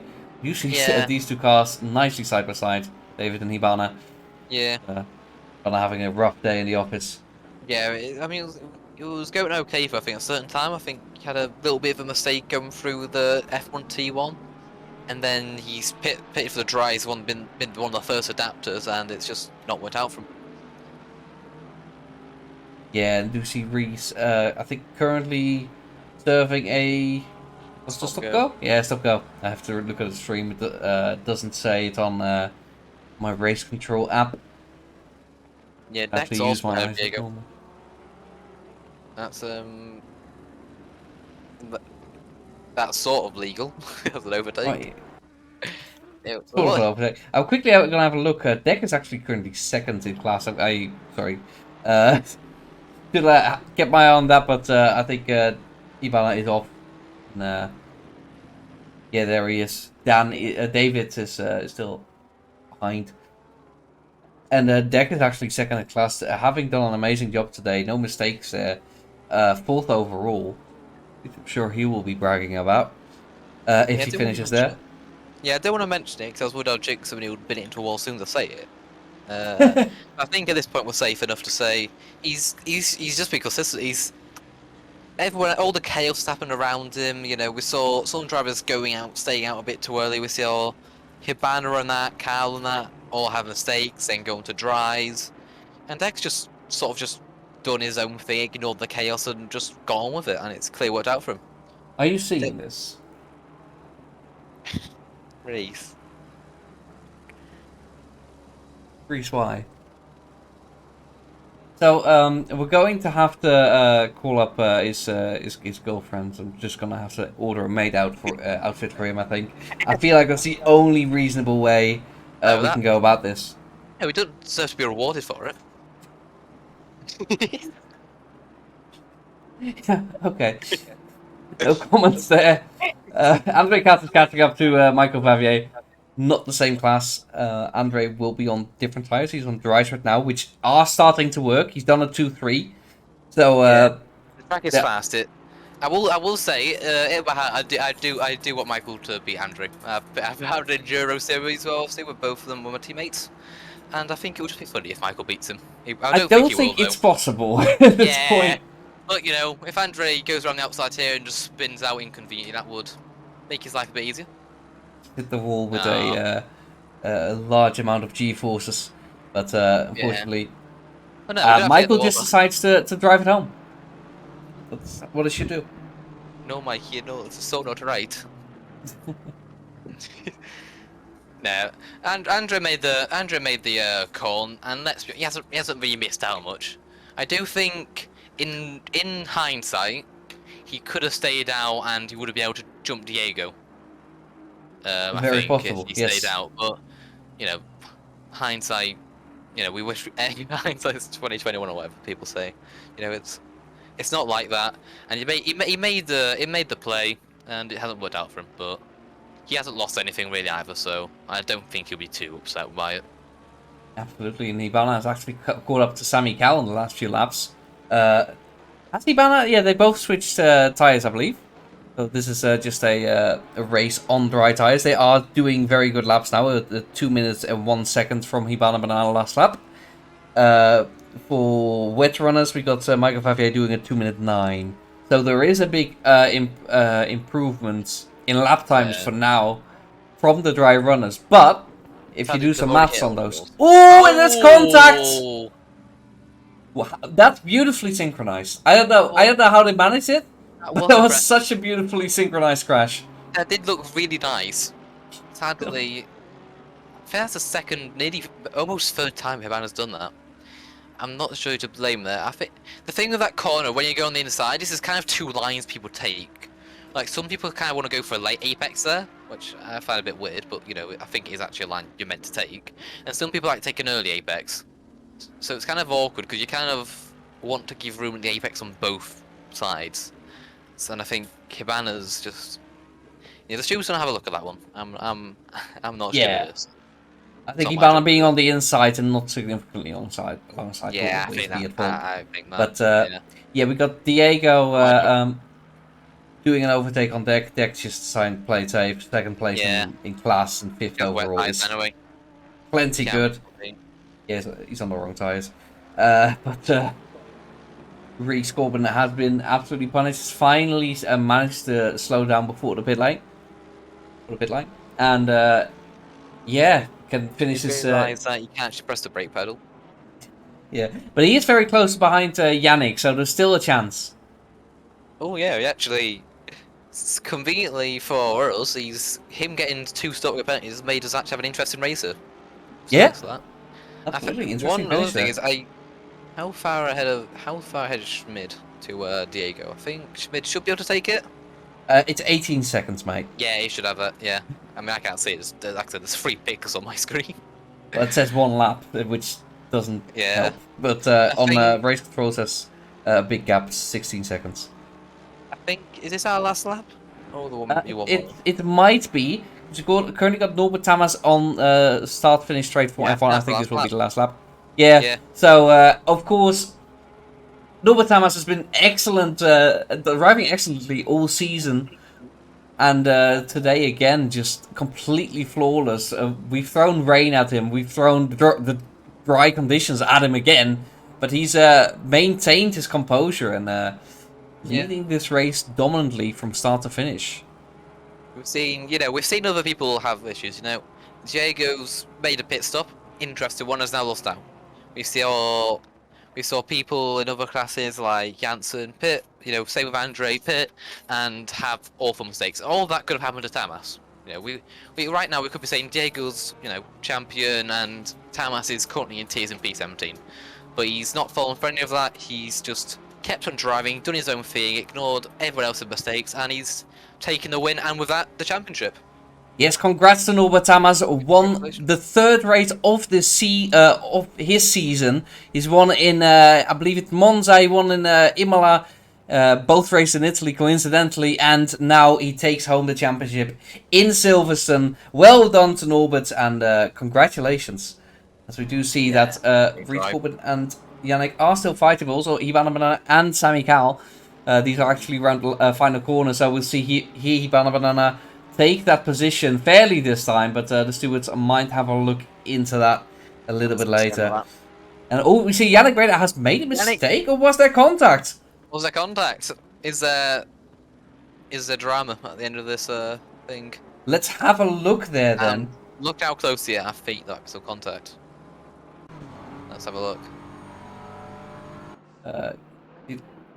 We see best from Helicam all the time, but there Yannick trying to go through it as fast as possible. Matteo maybe a bit in the way. Oh, that is contact. Oh, I don't know what. It's the thing is, I think. I'm not It's sure an that edge was case. ahead. It's an edge case. Schmid's on wets. That's why he's so slow, right? Yes. And them two on dries. And the thing is, Schmid's the backmarkers, and he's going on the foul race, and I'm sure Yannick's just trying not to hit the back of him, right? That's fair enough, because no one wants to see contact like that. But, Reese is there, he's desperately trying, Reese was probably already considering trying to, scare him, go up the inside of Breda. But then he's practically just have to slam on the brakes to avoid a collision, and then it's just got Corbin out. I'm not really sure what to think of that, either way. Yeah, These two going across the pits at the same time, which is brilliant to see. They sadly didn't quite manage to get the level thing I'm sure they're looking for. No, it's brilliant. Anyway, looks quite nice. Looks quite nice indeed, and very important. Michael Vavier takes the win for AM-Class. Been a really good race from him, and I think that's very much worth a mention. Unfortunately, Robert Weber didn't make I it. would. But Norbert Thomas take the win and the championship, and we're gonna see if I can actually arrange an interview for once. That would be nice. Yeah. Couldn't get Faffy as well. I have to say, my driver they has to go to Michael. You know, it's he's not had the greatest seasons overall. Unlike Tamas, who's just kind of just done well in every single race. You know, Michael's had the best race all the time, but he's shown he's shown what he can do. He's almost won the class by like almost a lap. It's impressive. He's basically had the Tamas version, but in AM class. Yeah, Yeah, it's been absolutely. impressive by everyone. It's just been it's been an impressive drive from both Tamas and Michael, really. There's quite a couple of good drives actually. I want to call out, of course, Norbert's brilliant race. Charlie's made the best of a very difficult race, I think, for him. Matteo, of course, showing up, even Yeah, despite the fact being a silver class driver. Diego made a gamble. Deck, very good job. P5 overall. Andre yeah, made a he did gamble well. that didn't pay off. Michael Vavier, I think, very impressive. And P7. Philip, been a bit quiet, but P8 is definitely nothing to sneeze at for him. And Yeah, like everybody below that had a bit of a tough race. Niels yeah, made a gamble that didn't pay off. Reese, couple of penalties. Jorgis, same story, but died. earlier in the race. And yeah, been a very interesting race. I think definitely worth a rewatch for a lot of people. We've seen a lot of cars slide. Been very challenging, but that ends the championship. It's been a good championship, I will say. Lots of action, that's for certain. You know, we've seen bottle jobs from Diego. We've seen like strategy calls, some good, some bad. Yet again, Diego. So I mean, we've just seen Diego just do some stuff. But Diego also did last lap was actually his fastest lap of the race. So turns out that by the end of the race, the track really was faster. Yeah, but I mean, Diego in hindsight, he's gonna look back at that pit stop and just go, "Why have I done that?" He's thrown away an easy P2 there, really. Either way, doesn't really make a difference to the championship. It just means he's on the podium this race. Yeah, not the second step, but the third step, and yeah, still very nice race from everyone. We do see Favier showing us some donuts, celebration for, of course, the championship being over, and a well-deserved race win. Might actually try to get him in because I'm not hearing anything from Tamas. Seeing Uh, apparently the wet the wet tire drivers got up to 39 psi. So yeah, remember when I was saying earlier, people were panicking and jumping into the pits because their tires were getting a bit warm. Well, I think I said that maybe there might be 1, 2, maybe 2 psi up on what they need to be. Nope, they're about 9. So he's yeah, the just tires, the wet tires certainly weren't the I imagine not the nicest things to be driving, but clearly it's still the fastest way of doing it. least happy tires on the grid today, but yeah, they Tires were on the really. optimal strategy until the end. The dries, it's really weird because the track was definitely drying, but there was just a decently long period, long enough to make it difficult for people, where no tire was correct. So being on dries and being on wets didn't really make it that big of a difference, and I think that made all the difference of the wets being the best strategy. Trying to get a Fafi in for a an interview of Favier. He's on the leaderboard. Also asked Tamas about it, but I don't think we'll be hearing from him. We'll give it 5 minutes. Drivers are, of course, having to cool down after that race. Been very intensive for them. It is quite warm in real life, and drivers will be feeling that. I'm not feeling it. I've just been sitting here, just chatting. Yeah, we've had a nice job here. They've been sat in their little sim rigs in their like sim racing boxes, their little sheds, in the lovely. I think in some parts, in some countries, about above 30 degrees, which I'd certainly not like to be driving in. We've just had a nice. We just got a chat of our ass, pretty much. for an hour. Yeah, In some basically. lovely. I'm not sure about you, but I had a lovely, nice little aircon on. I've had a great time. Oh, I haven't. I've been trying to reduce the noise on my microphone, even though I don't think I succeeded in that entirely. But uh, Yeah, yeah, a fan in the microphone is not right. But it's not that warm here. I'm alright. I'm surviving. I yeah. think we'll be joined by Fafi in a quick moment. Moving in right now. Right. Then here we have the winner of the AM class race that was going on here. Around Silverstone, Fafi, you have won the race for your class. How do you feel? Excited. It was actually my first win ever in ACC, at least for my class, that is. Yeah, and you seem to be doing a pretty good job resisting all of the pressure that was behind you. It was not a simple case of being the fastest man and running away with it. Seemed to be quite a lot of fighting involved. Yeah, I got stuck behind the two Porsches. I mean, on pace alone, I would have been faster, but on the points I wanted to go for the overtake, they were just quicker than me. So, which brought me back into the clutches of Weeble and Niels, but luckily I was able to avoid it, and on some parts, some bad luck on Weeble's side. But yeah, at the end was exciting in a different way, with the tires pretty much hitting 39 degrees, but saved it in the end. Yeah, we did notice that. Well, it was interesting. Some people went to dries. I think Andre was one of the first drivers to switch, but it did not appear to work out very well. Saw a lot of slides from those drivers, so I think you were on the optimal strategy, and it paid off. It can't have been easy to keep the car on the road. No, definitely. It also didn't help that I think it was my first time ever doing a wet race in ACC as well. So it took some laps to get used to it, but after a while I saw that Niels was dropping back, so went pretty comfortable after that. But yeah, in chat we were constantly discussing whether or not to go for slicks or wets, and in the end we decided that you would just lose too much time going for the pit stop. Yeah, That you had to gain at least 10 seconds a lap, but we didn't see that happening. Yeah, Fafi, I yeah. have a question for you. As you were, you're driving along and your tires were pretty much gone. Like we saw a load of drivers like Diego and that jump into the pits quite late on. Where for us, obviously in the commentators box, it's pretty easy to say it's not worth doing it. Mhm. But was there any pressure at some point where you were down when it and wanted to jump into the pits or any point? Or were you just pretty confident in your strategy? Was I was was I confident? No, I just took a gamble and decided to stick with it.